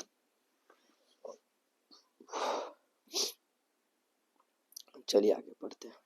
नवीन फारसी काव्य शैली सबक ए हिंदी अथवा हिंदुस्तानी शैली का जन्मदाता किसे कहा जाता, अमीर खुसरो को। संगीत यंत्र तबला का आविष्कार किसने किया था, अमीर खुसरो ने। संगीत यंत्र तबला का आविष्कार किसने किया, अमीर खुसरो। किस राजदूत शासक ने संगीत पर एक पुस्तक की रचना की, राणा कुंभा ने। राणा कुंभा ने। ठीक है। चलिए अब बात करते हैं पेज नंबर 10। बस 14 पेज और है, कहाँ ज्यादा है, ज्यादा देर का है इन वीडियो, बस है नहीं। भक्ति और सूफी आंदोलन की बात करते हैं, ध्यान दीजिए, इसकी चर्चाएं करते हैं, आओ सीखते हैं यहाँ पे। सूफी संप्रदाय, सूफी संतों द्वारा उर्दू भाषा का प्रारंभ किया गया था। देखिए यहाँ से सूफी बसरा बेसरा, इस्लामी कानून के समर्थक, इस्लामी कानून से मुक्त, है ना, इस प्रकार से चीजें देख रहे हैं। मानने वाले कौन थे, इस्लामी कानून के समर्थक बीरू, है ना, कौन कौन थे, ये सारी चीजें लिखा गया, देख रहे हैं। पूरी डिटेल्स है, एक भी चीजें ना छूटने वाला। आप पढ़ते हैं यहाँ, ठीक है, स्क्रीनशॉट लेना है लो, यहाँ से देख लो। चलो पढ़ते हैं। भक्ति आंदोलन का प्रारंभ किसके द्वारा किया गया था, तो अलवार ए नैनार संतों द्वारा। कबीर किसके शिष्य थे, संत रामानंद के। बुद्ध और मीराबाई के जीवन दर्शन में मुख्य समानता यह है कि दोनों मानना है कि संसार दुख का पूर्ण है। सही बात है, संसार दुखों का पूर्ण है। चलिए आगे पढ़ते हैं। रामानुज के अनुयायियों को क्या कहा जाता है, वैष्णव। कबीर और धर्मदास के मध्य संवादों का संकलन का शीर्षक कौन था, अमरमूल। देखो, दक्षिण भारत के शिष्य भक्तों संतों को नयनातीश्वर संत तथा विष्णु संतों का अलवार 12 संत को कहा जाता है। चलिए यहाँ से सब संस्थापक की बात हो रही है कि इसका कौन है। चलिए यहाँ बात करते हैं। रामानुजाचार्य ने किस दर्शन का प्रतिपादन किया था जिसमें ज्ञान से अधिक भक्ति का महत्वपूर्ण बताया गया, विशिष्ट द्वैतवाद। कोई व्यक्ति किसी व्यक्ति से उसका धर्म संप्रदाय या जाति ना पूछे, यह कथन किसका है, संत रामानंद, है ना। चलिए, कामरूप असम में वैष्णव धर्म को किसने लोकप्रिय बनाया, शंकर देव ने। शुद्ध अद्वैतवाद का प्रतिपादन किसने किया था, वल्लभाचार्य। भारत में भक्ति आंदोलन का पुनर्जन्म 15वीं और 16वीं शताब्दी में हुआ था। किस भक्ति संत ने स्वयं को संदेश के प्रचार हेतु सर्वप्रथम की हिंदी भाषा का प्रयोग किया? रामानंद। किसने? रामानंद। बीजक रचयिता कौन थे? कबीर। बीजक रचयिता कौन है? कबीर। संपूर्ण भारत में भगवान शिव को प्रतिष्ठा में कितने ज्योतिष लिंग ने स्थापित किया था? 12। कितने? 12। गुरु नानक का जन्म कहाँ हुआ था? ननकाना साहिब, तलवंडी, पाकिस्तान में हुआ था। चलिए उपाधि की बात करो। संत चिराग देहलवी किसने? तो शेख नसरुद्दीन मोहम्मद, ऐसे करके ये चीजें। चलिए बात करते हैं अब अगला एक्सरसाइज, पेज नंबर 11, यहाँ से देखते हैं। भारत में भक्ति आंदोलन की शुरुआत, ये सब। भारत में उत्तर भक्ति आंदोलन के त्रिमूर्ति गुरु नानक, कबीर और रायदास। देखो, भारत में भक्ति आंदोलन का त्रिमूर्ति गुरु नानक, कबीर और रैदास को कहा जाता है। भक्ति आंदोलन की बात करें, है ना, तो ये चीज़ है आपका महाराष्ट्र भक्ति। ये थोड़ा सा प्रिंट सही से नहीं हुआ, स्कैन नहीं हुआ, ठीक है, इसलिए नहीं बता पा रहे। ठीक है, चलिए आगे बढ़ते हैं। ये आपके एग्जाम में खूब पूछता है, इसके याद रखेंगे मेरे प्यारे बाबू। प्रमुख संत मत और उनके प्रवर्तक अद्वैतवाद की किनके द्वारा? शंकराचार्य। देखिए ये सवाल बड़ी पूछे जाते हैं। विशिष्टाद्वैतवाद रामानुजाचार्य, द्वैता, है ना, द्वैताद्वैतवाद निम्बकाचार्य, शुद्ध द्वैताद्वैतवाद वल्लभाचार्य, द्वैतवाद माधवाचार्य, वेदा भेदवाद भास्कराचार्य, स विशिष्ट द्वैतवाद आचार्य, स विशिष्ट द्वैतवाद नीलकंठ, श्री चिंत्य भेदा भेदभाव बलदेव। ठीक है, चलिए आओ देखते हैं। संत और उनका संप्रदाय, कौन कौन संप्रदाय? रामानुज, श्री संप्रदाय, माधवाचार्य, है ना, स्क्रीनशॉट ले लीजिए आप। चलिए ठीक है, आगे पढ़ते हैं 12 नंबर पेज में। दक्षिण भारत में भक्ति आंदोलन, विष्णु भक्त, अलवार संत, शिव भक्त, नयनार संत, फिर आयनार संत से संबंधित। चलिए यहाँ सवाल बन रहा है ना, यहाँ पे रामचरितमानस नामक ग्रंथ का रचयिता कौन है? तुलसीदास। का नाम है? तुलसीदास, ये याद रखें। ठीक है। प्रसिद्ध सूफी संत हाजी वारिस अली शाह को मजार कहा किसने? देवा शरीफ। कहा? देवा शरीफ, उत्तर प्रदेश में, बाराबंकी, उत्तर प्रदेश। शेख निजामुद्दीन औलिया किसके शिष्य थे? बाबा फरीद के। किसके? बाबा फरीद। शेख निजामुद्दीन औलिया का दरगाह कहाँ स्थित है? तो हजरत निजामुद्दीन, दिल्ली में। सिखों के धर्म ग्रंथ आदि ग्रंथ में शेख फरुद्दीन गंज ए शक्कर, बाबा फरीद सूफी संत के विचारधारी को भी संकलित किया गया। प्रसिद्ध संत सलीम चिश्ती कहाँ का निवास करते थे? तो फतेहपुर सीकरी, आगरा में। अगला टॉपिक, शेख उल हिंद की पदवी किससे प्रदान की गई है? शेख सलीम चिश्ती। ईसा मसीह का जन्म कहाँ हुआ था? बैथलेहम, वर्तमान पाकिस्तान में, फिलिस्तान में। ठीक है। ईसाई द्वारा गुड फ्राइडे इसलिए मनाया जाता है क्योंकि इसी दिन ईसा मसीह के खून सूली पर चढ़ाया गया था। ठीक है, गुड फ्राइडे।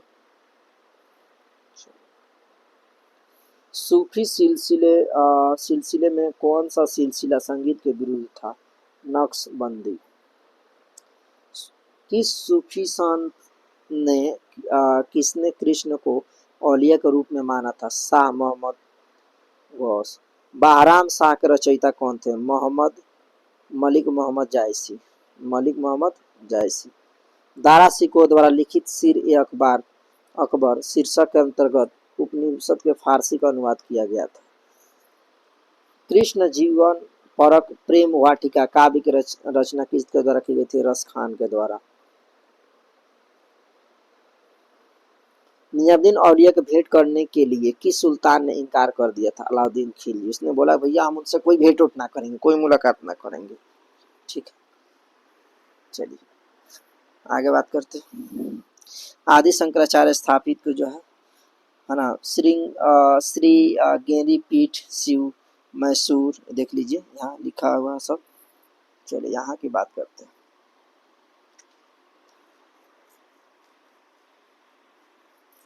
गुरु नानक देव ने सिख धर्म को स्थापना किनके शासनकाल में की गई? सिकंदर लोधी। किसके? सिकंदर लोधी।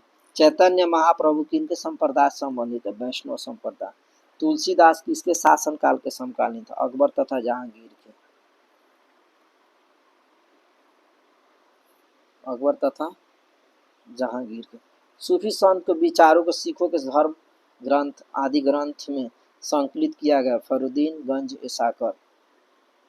मध्यकालीन भारत के संत रामानंद का वर्जन 1299 में प्रयाग में हुआ था। ईस्टर त्योहार के पीछे ईसाइयों का क्या भावना थी? पीछे ईसाइयों को क्या भावना थी? सूली पर लटकाए जाने के बाद इसी दिन के ईसा मसीह को पुनर्जीवित हुए हैं, यही भावना थी। भक्त तुकाराम किस मुगल सम्राट के समकालीन थे? जहांगीर।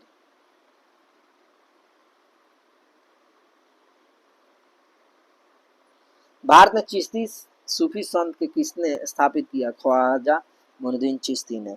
सूफी है ना संत मोइनुद्दीन चिश्ती के यह मान्यता था कि संगीत ईश्वर के निकट पहुंचने का एक साधन है। ईश्वर केवल मनुष्य की सद्गुण को पहचानता है था, उसकी जाति नहीं पूछता। आगामी दुनिया में कोई भी जाति नहीं पूछेगा। सिद्धांत किसने? गुरु नानक सिंह ने बोला था कि भैया ईश्वर जो कोई भी जाति धर्म पूछे कुछ नहीं करता है ना, इसलिए किसी के नाम पूछने की जरूरत नहीं है ना। सदकादि संप्रदाय के वैष्णव संत निम्बकाचार्य ने द्वैतवाद का प्रतिपादन किया था। चलिए, हमारे चैनल में आप सबका बहुत बहुत स्वागत है। TGD यूट्यूब चैनल, आप स्वागत करिए भैया, हेल्प करिए, हम आपके लिए इतनी मेहनत कर रहे हैं। देखिए आप देखिए यहाँ से आपको बता रहा है टाइम, देखिए 4:36 हो रहे है ना। चलिए पढ़ते हैं। मुगल वंश की बात कर रहे हैं, 1526 से 1857, बहुत लंबा चला ये शासन। मुगल वंश की शासन की जो बात कर रहे हैं ना, ये उत्तराधिकारी की तैमूर 5वें वंशज थे। बाबर, तैमूर के 5वें वंशज बाबर। तैमूर वंश का था कौन? बाबर झाबर। बाबर, जरूद्दीन मोहम्मद बाबर, हुमायूं, अकबर, जहांगीर, शाहजहां, ऐसे करके आपके ये सारी चीज़ें आपको बताया जाएगा, ठीक है, घबराइए नहीं, है ना। चलिए मुगल वंश के मकबरे की बात करें, कौन किसका मकबरा कहाँ था? मुगल वंश के मकबरे के बाबर के अकबरा, पहले आगरा था, उसके बाद काबुल दफनाया गया, क्योंकि उसकी इच्छा थी, बाबरनामा लिखा था। हुमायूं दिल्ली में, अकबर के सिकंदरा यानी आग्राबाद में, जहांगीर के लाहौर शहादरा में, शाहजहां आगरा में, औरंगजेब औरंगाबाद दौलताबाद में।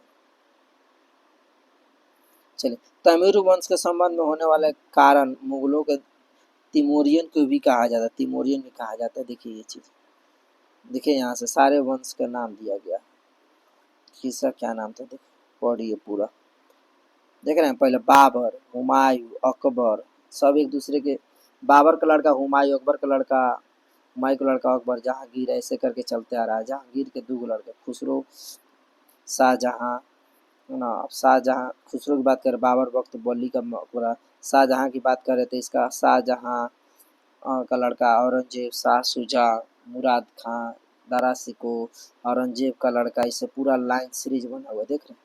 एक एक चीज़ें देख लीजिए, केवल इम्पोर्टेंट बताएंगे, इतना नाम आपको थोड़े पढ़ना है।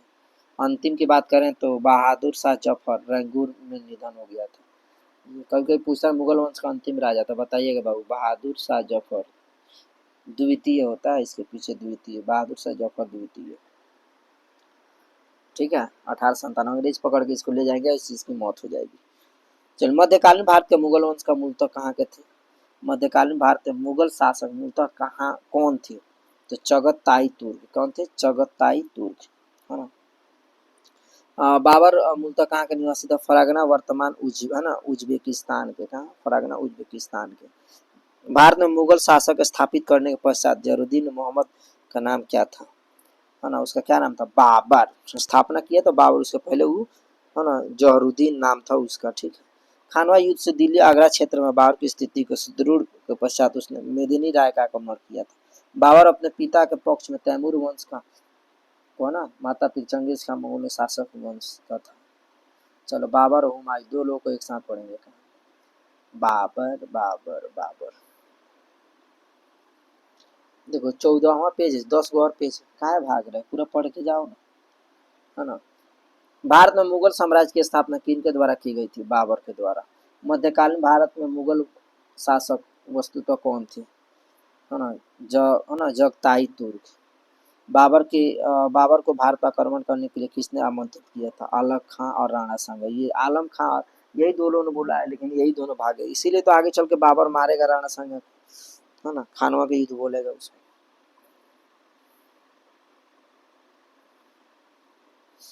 पानीपत का प्रथम युद्ध 21 अप्रैल 1526 को बाबर तथा इब्राहिम लोदी के बीच में, और इब्राहिम लोदी ने पराजित किया, मुगल वंश की स्थापना कर दी। बाबर ने किस युद्ध में तुलुगुमा पद्धति का प्रयोग किया था? पानीपत का पहला। सवाल पूछता है, सर्वप्रथम का प्रयोग किस युद्ध में? पानीपत का पहला युद्ध अली मुस्तफा के द्वारा। बाबर ने जिहाद का नारा किसने दिया था? खानवा के युद्ध में राणा सांगा के साथ लड़ाई किया था। खानवा के युद्ध में विजय के पश्चात बाबर ने कौन सी उपाधि धारण कर ली? गाजी, काफिरों को मारने वाला।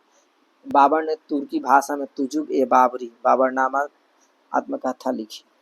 बाबर ने अपनी आत्मकथा बाबरनामा किस हिंदू राजा का उल्लेख किया? मेवाड़ विजय ने।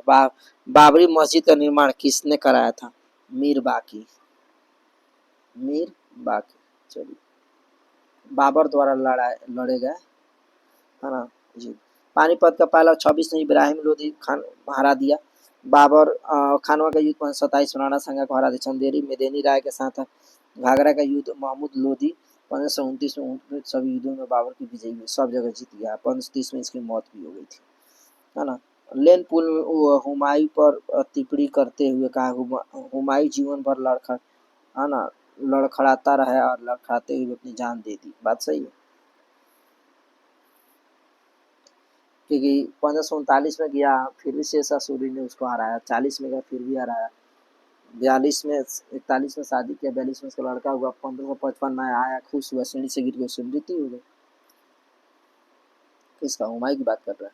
बाबर का आक्रमण के समय भारतीय राजा मतलब राज्य विजयनगर, शासक कृष्णदेव राय, दिल्ली इब्राहिम लोदी, बंगाल नुसरत शाह, मेवाड़ राणा सांगा। बाबर को उसकी उदारता के कारण सभी लोग उसके नाम से क्या पुकारने लगे? कलंदर। आगे बढ़ते। आगरा में किसने ज्योतिमितीय विधि से भाग आराम बाग नूर अफगान के नाम से लगवाया था? बाबर। हुमायूं ने चुनार दुर्ग का प्रथम बार कब आक्रमण किया? 1532। हुमायूं ने कलिंजर का अभियान किस वर्ष किया था? 1530। कौन सा मुगल शासक ज्योतिष पर विश्वास करता था? हुमायूं।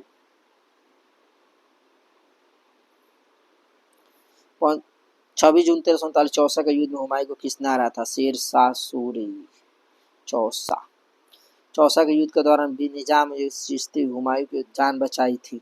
चौसा के युद्ध के दौरान निजाम नामक भिश्ती ने हुमायूं की जान बचाई थी, इसलिए हुमायूं उसे आधे दिन के लिए बादशाह बनाने की घोषणा किया था। बोला हम आपको राजा बना देंगे, राजा। आधा दिन के राजा बनाया था। वही व्यक्ति पानी से इसको बचाया था, क्योंकि भागा था ना, तो नदी में गिर गया था। कौन? हुमायूं। इसीलिए वो व्यक्ति बचाया था, उसको आधा दिन का राजा बनाया था। ठीक है, चलिए आगे पढ़ते।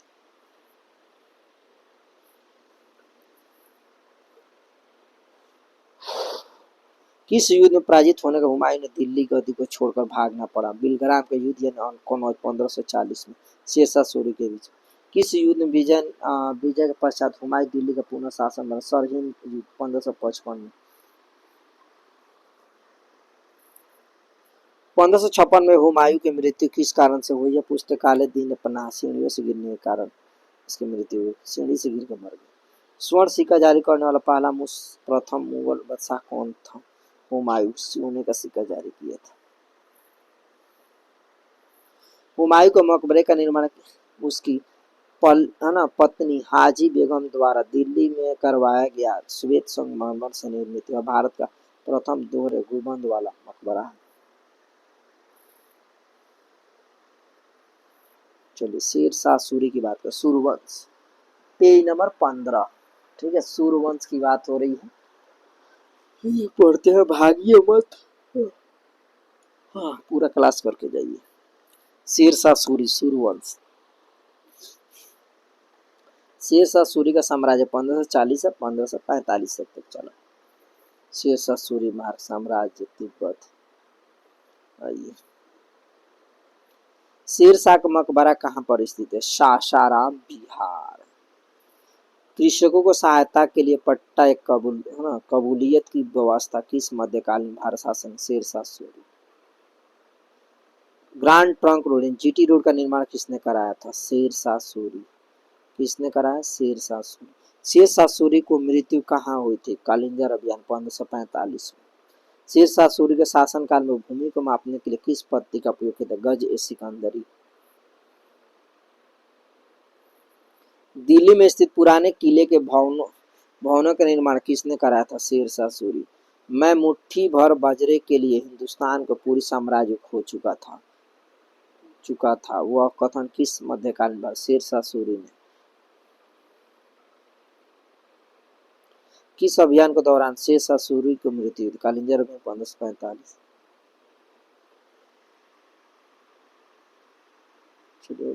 शुद्ध चांदी रुपया का तांबे का दाम किसने प्रचलित किया था? शेरशाह सूरी। दिल्ली सल्तनत द्वितीय आक्रमण वंश का संस्थापक शेरशाह सूरी। शेरशाह का बचपन का नाम क्या था? फरीद खां। शेरशाह सूरी को शेर खां की उपाधि किसने दी थी? बहार खां लोहानी ने। मोहम्मद शाह इसने बोला था। शेरशाह के शासनकाल में भू राजस्व की वसूली की निगरानी करने वाले अधिकारी को क्या कहते हैं? मुंशी अथवा अमीर। शेरशाह ने दिल्ली में किला एक मस्जिद का निर्माण करवाया था, यह दिल्ली में पुराने किले में स्थित है। शेरशाह के बाद उसका उत्तराधिकारी कौन बना? इस्लाम शाही। शेरशाह के शासन उपज का कितना भाग राज्य को देना पड़ता था? 1/3।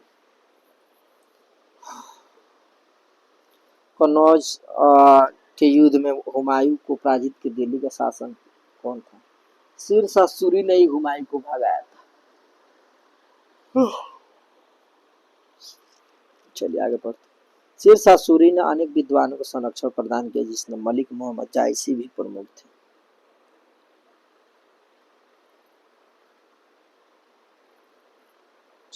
अब पढ़ते अकबर।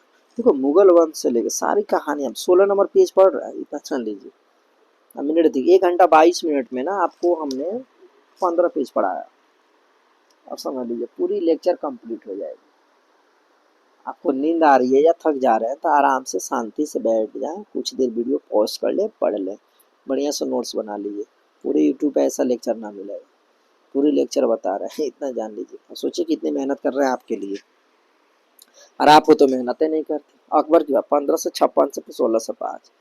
अकबर 15 अक्टूबर 1542 को ना अकबर कर 15 अक्टूबर 1542 को अकबर का जन्म हुआ था अमरकोट के राणा बीर साल के महल में। ठीक है, 1542 में। हुमायूं के है ना असामयिक मृत्यु के पश्चात अकबर का राज्याभिषेक कहाँ पर किया गया था? कालानौर पंजाब में। अकबर ने अपने संरक्षक बैरम खां को कौन सी उपाधि प्रदान की थी? खाना। अकबर ने सर्वप्रथम वैवाहिक संबंध किस राजपूत वंश में स्थापित किया? कछवाहों ने। किस? कछवाहों से। चलिए आगे पढ़ते हैं। अकबर के समकालीन इंग्लैंड फ्रांस है ना। 5 नवंबर 1556 को मुगल सेना हेमू के मध्य पानीपत का द्वितीय युद्ध हुआ जिसमें हेमू को पराजित हुआ। हाँ बात सही है, इसने हरा दिया था, क्योंकि उस समय बैरम खां जो थे ना इसके सेनापति थे और उन्होंने एक बार लड़ा गया थी, तो उस समय 12, 13, 14 साल का था। कौन? हुमायूं। चला किस सूफी संत के दर्शन हेतु अकबर उसके दरबार अजमेर जाया करते थे? ख्वाजा नूरुद्दीन चिश्ती। अकबर के शासनकाल में प्रचलित भू राजस्व क्या है? भू राजस्व व्यवस्था की एक प्रसिद्ध नीति आइन दसाला पत्ती किसके द्वारा स्थापित की गई थी? टोडरमल, किसके? टोडरमल के द्वारा। अकबर द्वारा सभी धर्मों में सामंजस्य स्थापित करने के लिए वर्ष 1582 में धर्म का दीन इलाही। अकबर अनपढ़ था लेकिन बहुत अच्छा काम करता था, काम किया था, दीन इलाही, इससे जनता खुश रहती थी। चलिए आगे बात करते हैं।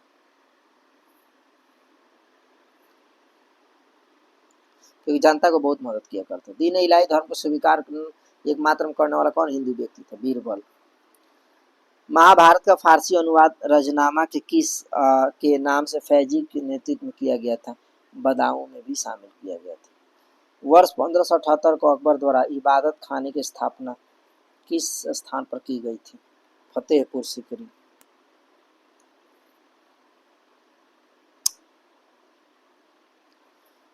गोंडवाना विजय 1564, चित्तौड़ अभियान 1568, कलिंजर अभियान 1570, आज है ना आमेर की संधि 1562, मरवाड़ विजय 1570, हल्दी घाटी का युद्ध है ना 1576, असीरगढ़ युद्ध 1601। अकबर के नवरत्न में से एक तानसेन महान संगीताचार्य गुरु हरिदास के विशिष्य थे। अकबर के समकालीन, चलिए यहाँ बात करते हैं। अकबर ने बंगाल तथा बिहार के किस वर्ष मुगल साम्राज्य में सम्मिलित किया था? 1576। कब? 1576। किस मुगल बादशाह के विरुद्ध जौनपुर से फतह जारी किया गया था? अकबर ने। अकबर द्वारा श्रेष्ठतम इमारत कहाँ पर निर्मित करवाई गई थी? फतेहपुर सीकरी। अकबरनामा की रचना किसके द्वारा की गई थी? अबुल फजल। किस जैन संत को अकबर द्वारा जगत गुरु की उपाधि दी गई थी? आचार्य हरिविजय सूरी। अकबर द्वारा फतेहपुर सीकरी में बुलंद दरवाजा का निर्माण किस विजय के उपलक्ष्य में कराई गई थी? गुजरात विजय। अमेरिका की खोज का उल्लेख किस मध्यकालीन शासक भारतीय किया गया था? अबुल फजल।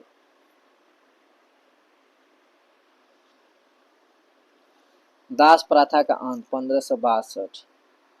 अकबर को है ना हरमदल से मुक्ति 1562। तीर्थ यात्रा समाप्त कर दिया था कर 63 में। जजिया की समाप्ति 1564 में, लेकिन औरंगजेब पुनः लागू कर दिया था। राजधानी अकरा सीकरी स्थान 1571 में। इबत खाने की स्थापना 1575। इबत खाने की धर्मों के प्रयोग 1578। मजहर की घोषणा 79। दीन इलाही की स्थापना 1582।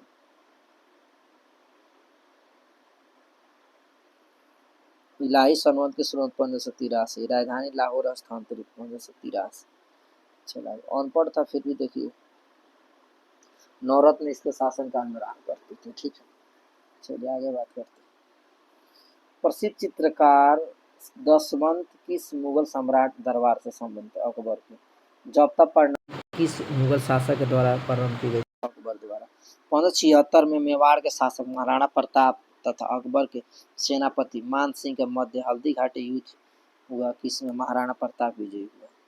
देखो 1576 में महाराणा प्रताप के साथ युद्ध हुई थी। महाराणा प्रताप जो है हल्दी घाटी युद्ध में हार गए थे। ठीक है, मान सिंह था उस समय, ये मध्य हुई थी, देखो लिखा मान सिंह। 1601 में ना अकबर ने अंतिम सैन्य अभियान कहाँ पर किया था?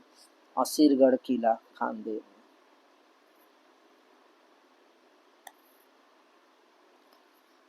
अकबर ने किस प्रसिद्ध चित्रकार को श्री कलम की उपाधि दी थी? तो अब्दुल समद को। बीरबल को बचपन का नाम क्या था? महेश दास। ग्वालियर में स्थित पुजारी महल किसके द्वारा बनाया गया था? मान सिंह। किनके द्वारा? मान सिंह के द्वारा। चलो अकबर का नवरत्न बीरबल कवि प्रिय नवरत्न सबसे बुद्धिमान माना जाता था। 1528 में इनका जन्म हुआ था। कल्पी में इनका ब्राह्मण परिवार में हुआ था। ठीक, अबुल फजल के नवरत्न की बात करें, 9 जो राजा थे समझिए, 9 की बात करें। अबुल फजल सूफी शेख मुबारक शाह के पुत्र थे। इनका जन्म 1550 में हुआ था। इन्होंने अकबरनामा आइन अकबरी जैसा महत्वपूर्ण ग्रंथ लिखा था। तानसेन जिसे राम तनु पांडे भी कहते, तानसेन का नाम था। मिर्जा तानसेन का जन्म ग्वालियर में हुआ था। यह संगीत कला में सर्वाधिक अत्यधिक निपुण थे। तानसेन को संगीत सम्राट भी कहा जाता है। इन्हें कट्ठाभरण वाणी विलास की उपाधि भी सम्मानित किया गया था। अब्दुल रहीम खान खाना बैरम खां के पुत्र थे, बैरम खां के पुत्र थे। इन्होंने तुर्की में लिखे बाबरनामा फारसी का अनुवाद किया था। इन्होंने ही बखाने खाने की उपाधि दी गई थी।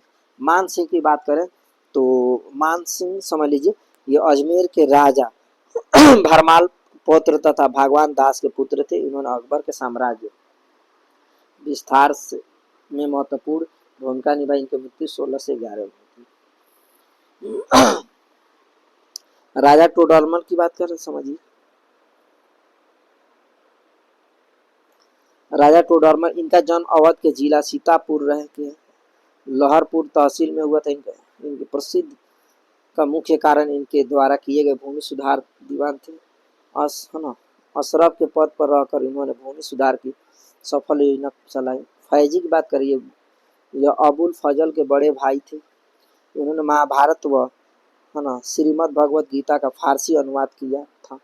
अकबरनामा नामक ग्रंथ की रचना की थी। फकीर अजीउद्दीन ये अकबर के निजी हकीम चिकित्सक एक मित्र थे। अकबर ने प्रसन्न होकर उन्हें अपने नवरत्न को शामिल किया था।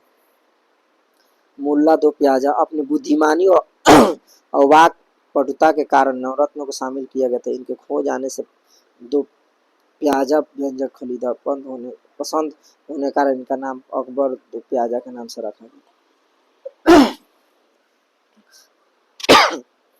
ठीक है, चलिए आगे पढ़ते।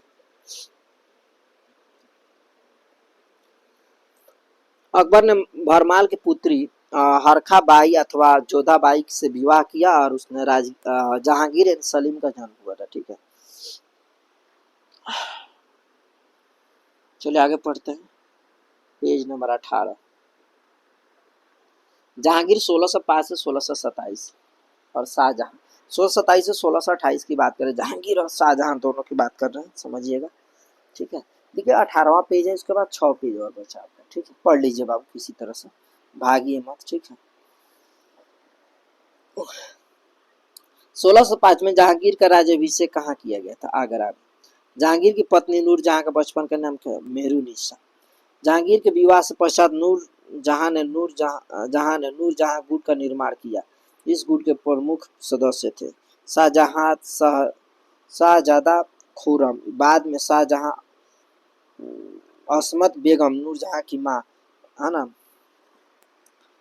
एतमादुल, है ना, दौला या मिर्जा गियास बेग नूरजहां का पिता अशफाक खान नूरजहां का भाई है। गुट का प्रभाव 1627 तक रहा।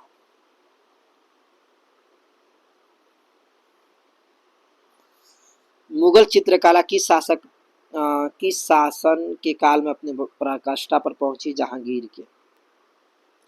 द्विआस्मा और सी आस्था प्रथा किस शासक द्वारा प्रारंभ की गई? जहांगीर के। मुगल और मेवाड़ के राजा के मध्य चित्तौड़ की संधि किस शासन काल में वो हस्तांतरित हुई? जहांगीर। ईस्ट इंडिया कंपनी ने जहांगीर के दरबार में सबसे पहले किसने भेजा था? किसने आया था, मतलब East India Company? William Jones. Jahangir ने इंग्लिश खान की उपाधि किस अंग्रेज द्वारा सम्मानित किया गया था? William Hawkins. यहाँ पे भी होगा, यहाँ पे भी। भारत में किस मुगल शासन का मकबरा स्थित नहीं है? तो बाबर का नहीं है।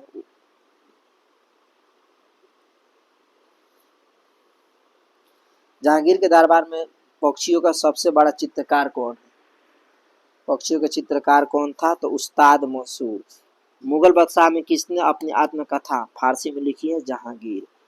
खुसरो शाहजादा द्वारा जहांगीर के विरुद्ध विद्रोह में सहायता देने के कारण जहांगीर के द्वारा सिख गुरु अर्जुन देव को फांसी दे दी गई थी। चलिए आगे पढ़ते। जहांगीर के शासनकाल में प्रमुख चित्रकार कौन थे? उस्ताद मंसूर और अब्दुल हसन। आगरा में इत्मादुद्दौला का मकबरा किसके शासन द्वारा बनाया गया था? नूरजहां।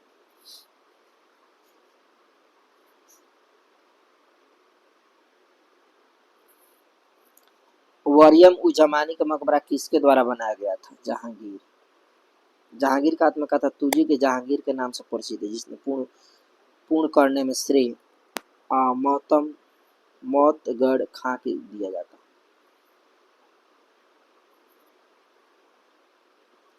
गुलाब है ना निकालने की विधि को किसके द्वारा विकसित किया गया है? तो अस्मत बेगम। क्या नाम है? अस्मत बेगम, नूरजहां की माँ है।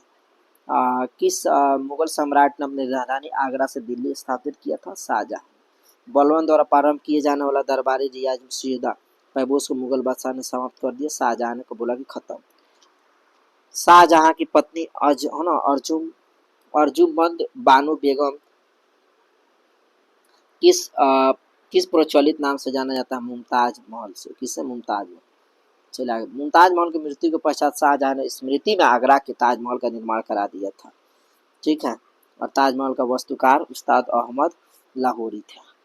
मयूर सिंहासन तख्त ए ताउस का निर्माण किसके द्वारा कराया गया था? शाहजहां।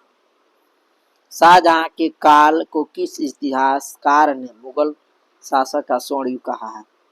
तो A.N. श्रीवास्तव। अपनी सहिष्णुता तथा उदारता के कारण किसे लघु अकबर के नाम से जाना जाता है? दारा शिकोह को। शाहजहां के पुत्र था। चलिए आगे बढ़ते हैं।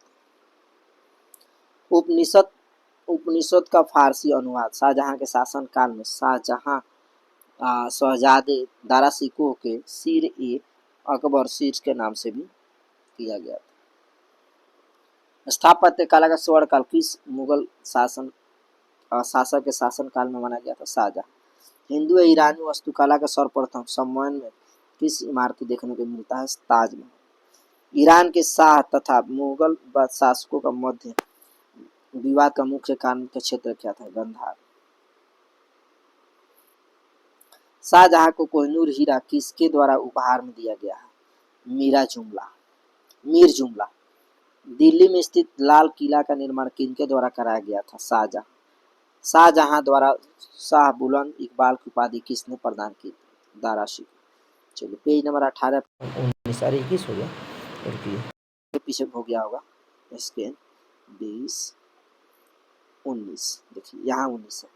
ठीक है आगे पीछे हो गया। चल औरंगजेब की बात करें 1628 से 1658 से 1707 तक। शासक बनने से पूर्व औरंगजेब का कहाँ पर सूबेदार था? दक्कन का। वर्ष 1698 सामूगढ़ का युद्ध किनके मध्य हुआ? और औरंगजेब और दारा शिकोह।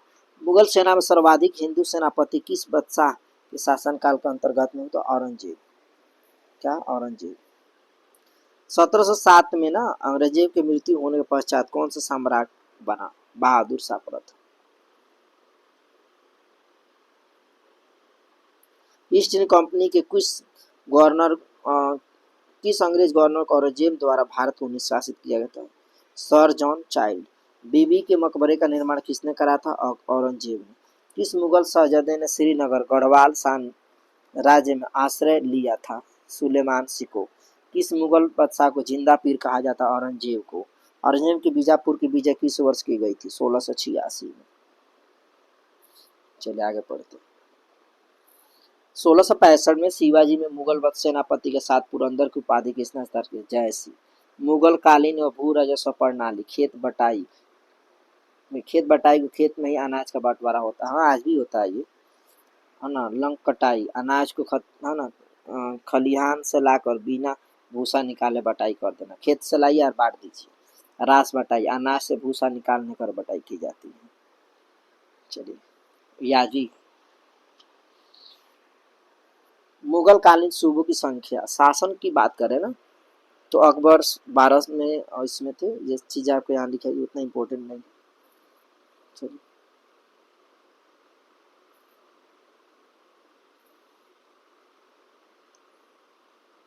जजिया कर को सबसे बड़ी चीज़ है कि जजिया कर को पुनः किस मुगल शासन ने पुनः लागू कर दिया था? औरंगजेब ने। औरंगजेब के जोधपुर के शासक जसवंत सिंह को 1658 ईस्वी के धर्मत के युद्ध तो पराजित किया गया था। धर्मत किस नाम से? मध्य प्रदेश उज्जैन में। किस मुगल बादशाह का राज्याभिषेक 2 बार हुआ? औरंगजेब। औरंगजेब द्वारा चलाए जाने जिहाद का अर्थ क्या होता है? दारुल इस्लामी। औरंगजेब को कल में बुंदेला सरदार छत्रसाल को विद्रोह किया था। इसके काल में संत नामी विद्रोह था। किस मकबरे का द्वितीय ताजमहल कहा जाता है? राबिया उत दौरानी का मकबरा। औरंगजेब ने रबिया उल दौरानी का मकबरा, बीबी का मकबरा औरंगाबाद महाराष्ट्र में बना। इसे ताजमहल का फुहड़ नकल भी कहा जाता है। दिल्ली के लाल किले में स्थित मोती मस्जिद का निर्माण किसने करा था? औरंगजेब ने। औरंगजेब ने दक्षिण में किन दो राज्य का विजित किया था? बीजापुर और गोलकुंडा। चलिए, इस प्रकार आपका पेज होता है और नई समाप्त। चलिए 20 पढ़ते हैं, आगे पीछे प्रिंट हो गया है, ठीक है। किस शासक ने राम सीता का आकृति राम सिहाय देवनागरी लेख से युक्त चलवाए थे? अकबर ने। किसने? अकबर ने। मुगल शासन प्रचलित तांबे का सिक्के का सिक्का का क्या कहलाता है? दाम। मुगल प्रशासन के अंतर्गत जिले के किस नाम से जाना जाता था? सरकार। मुगल प्रशासन में अंतर्गत जिले किस नाम से? सरकार के नाम से जाना जाता था, ठीक है। चलिए, मध्यकाल में बटाई शब्द का अर्थ क्या होता है? लगान निर्धारण की विधि। लगान निर्धारण की विधि कहा जाता है, ठीक है। चलिए आगे पढ़ते हैं। विद्वानों दी जाने वाली राजस्व भू अनुदान भूमि को मुगल प्रशासन में मदद ए मास शब्द इंगित किया जाता है। दिल्ली का वह शिक्षा केंद्र मदरसा या बेगम कहा जाता है किसके द्वारा स्थापित किया गया था? महम है ना, अनगा द्वारा। मुगल कालीन भारत में राज्य की आय का प्रमुख स्रोत क्या था? भू राजस्व। किस मुगल सम्राट को तंबाकू के प्रयोग पर प्रतिबंध लगाया गया था? जहांगीर ने लगा दी तो भैया तंबाकू मत खाइए, बहुत खराब होता है, स्वास्थ्य के लिए नुकसानदायक होता है। चलिए, किस विदेशी यात्री को मुगल सेना में चिकित्सक नियुक्त किया गया था? तो निकोलाओ मनुची। अगला सवाल, मुगल काल में सेना का प्रधान कौन था? मीर बख्शी। मनसबदारी प्रथा संस्थापक अकबर। मनसबदारी के कौन था? अकबर। परम 1575 में अर्थ पद या श्रेणी उद्देश्य प्रशासन का संचालन करना। अकबर की मनसबदारी प्रथा किस पर आधारित थी? मंगोलों की दशमलव पद्धति पर।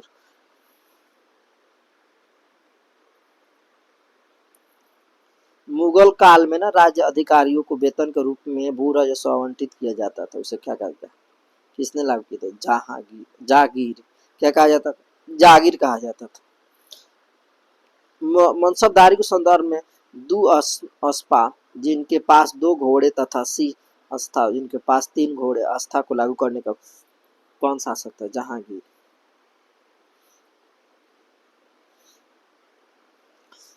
जात किसी मनसबदार व्यक्तिगत वेतन और उसके तर्ज का सूचक था। यह सवार उसके द्वारा लिखे घुड़सवार को सूचक है।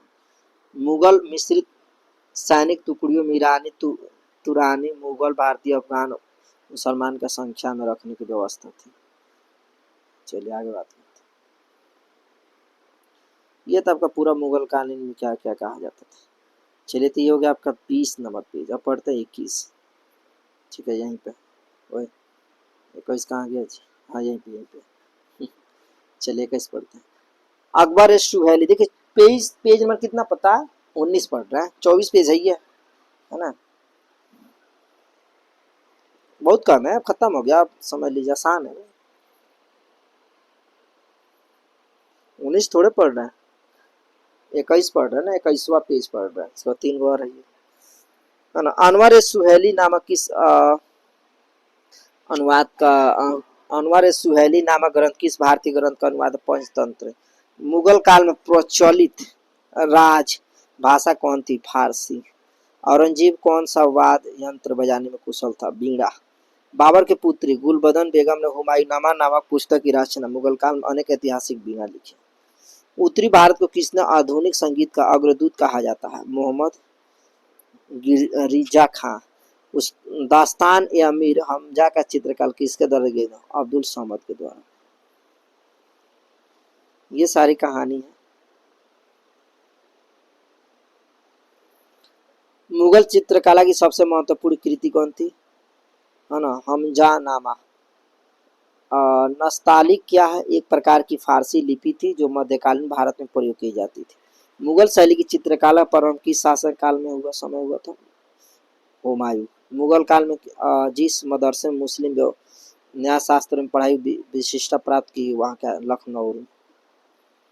चलो आगे पढ़ते हैं।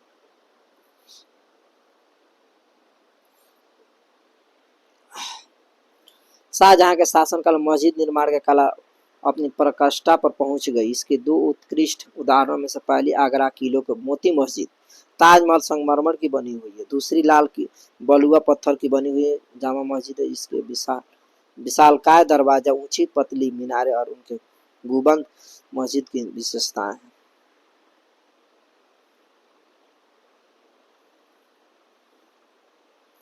चलिए हो गए पेज नंबर 21, पढ़ते हैं 22।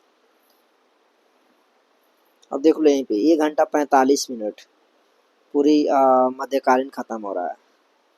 चलो ये सारी चीजें आप देख लो, किसमें कौन सा भाषा लिखा है, किसके द्वारा लिखा गया। रामायण का लेखक जो है अनुवाद किसने किया था, फारसी भाषा में बदायूं, जो इस प्रकार से सारी चीजें याद है। हुमायूं का मकबरा महत्वपूर्ण तथ्य समझिए। मकबरे का निर्माण 1665 हुमायूं में राय पत्नी हो है ना हमीदा बानो बेगम पर करवाया था। दोहरे गुंबद का वाला यह भारत का पहला मकबरा है। 4 भाग पत्ती का प्रयोग पहली बार हुमायूं मकबरे में हुआ, जबकि भारत में पहला युक्त मकबरा सिकंदर लोदी का बनाया गया था।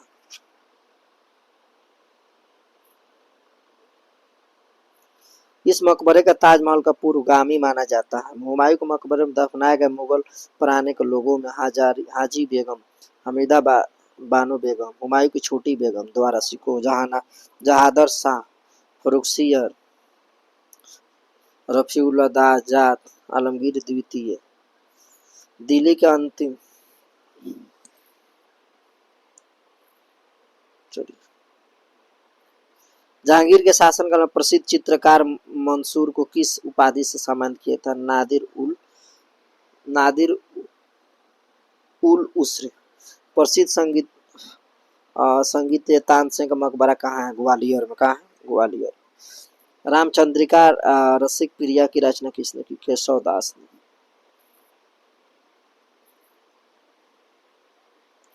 मुगल चित्रकारी किसके शासनकाल में अपनी प्रकाष्ठा पर पहुंची, जहांगीर के शासनकाल। मुगल चित्रकला शैली में किन शैलियों का सम्मिश्रण है, भारतीय, ईरानी और फारसी शैलियों का है। पित्रादुरा तकनीक का प्रयोग किसके मकबरे में हुआ है, जो ईरानी शैली में निर्मित है, एतमाद है ना एतमादुद दौला। पहाड़ी स्कूल, राजदूत स्कूल। चलो संस्कृत में अलोनिषद नामक छोटे उपनिषद की रचना किसने कराई थी, अकबर ने। चलिए पढ़ते हैं 23 नंबर पेज। इसके बाद आपका होता है समाप्त। 23 के बाद समाप्त, 24 खत्म। ठीक है, देख रहे हैं हमने अपने वादे के अनुसार आपको पढ़ा। क्या आपने अपने वादे के अनुसार पढ़ा?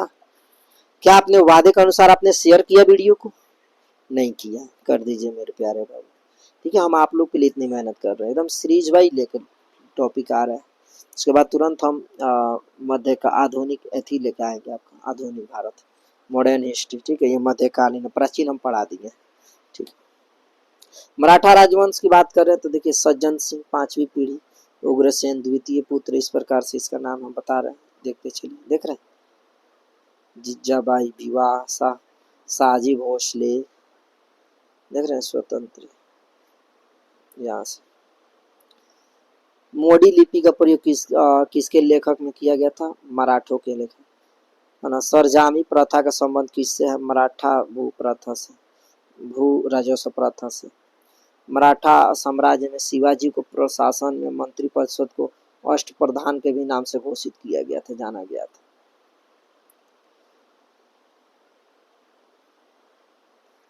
यहाँ देखिए शिवाजी ने अपनी राजधानी कहाँ स्थापित, रायगढ़ में। शिवाजी को अपने अधिष्ट अष्टप्रधान को पद ना तो स्थायी थे और न ही वंशानुगत, बल्कि राजा की इच्छा परिवर्तन थे। चलिए यहाँ बात करते हैं तृतीय आंग्ल मराठा युद्ध में पेशवा ने किसके सामने समर्पण किया था, जॉन मैलकम। पानीपत का तिरछा युद्ध मराठा और अफगान शासन अहमद शाह अब्दाली के बीच 1761 में लड़ा गया था, है ना, जिसमें मराठा की हार हुई थी। 1700 में आगे मुगल साम्राज्य विरुद्ध संघर्ष का नेतृत्व किस मराठा संरक्षिका में किया था? ताराबाई। चलिए आगे पढ़ते।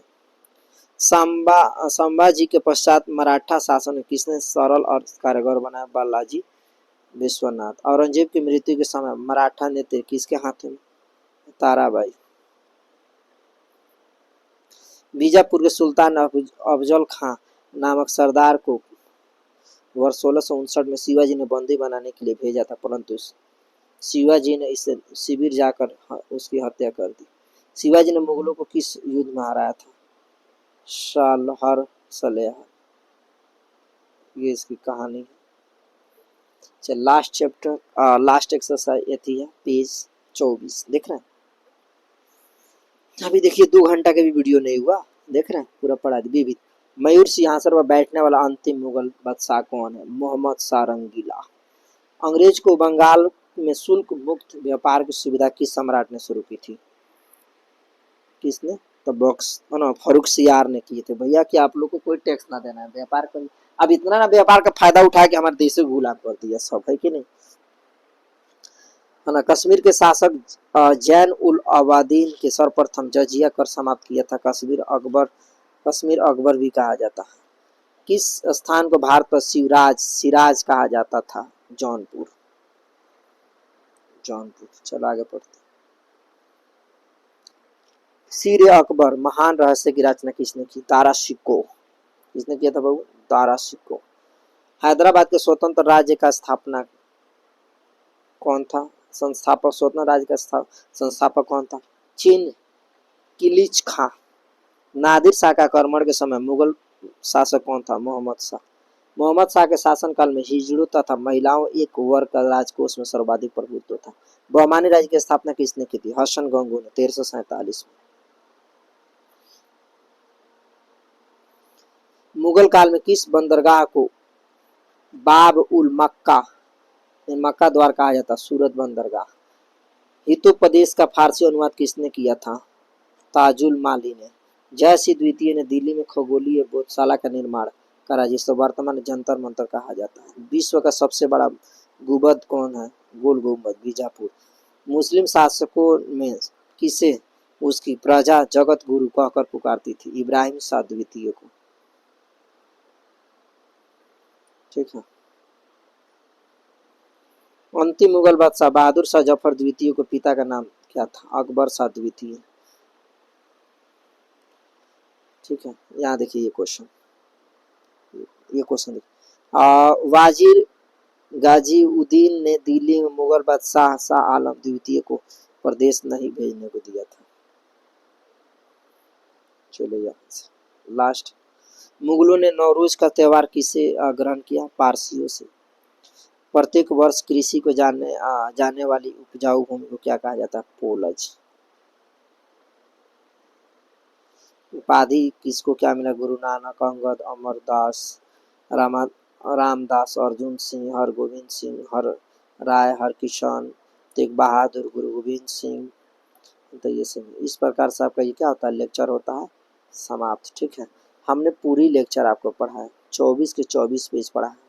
उम्मीद करते हैं कि आपको बेहतर समझ में आया होगा। हमें ढेर सारा सपोर्ट करिए, हमारे चैनल को आगे बढ़ाने का काम करिए, है ना।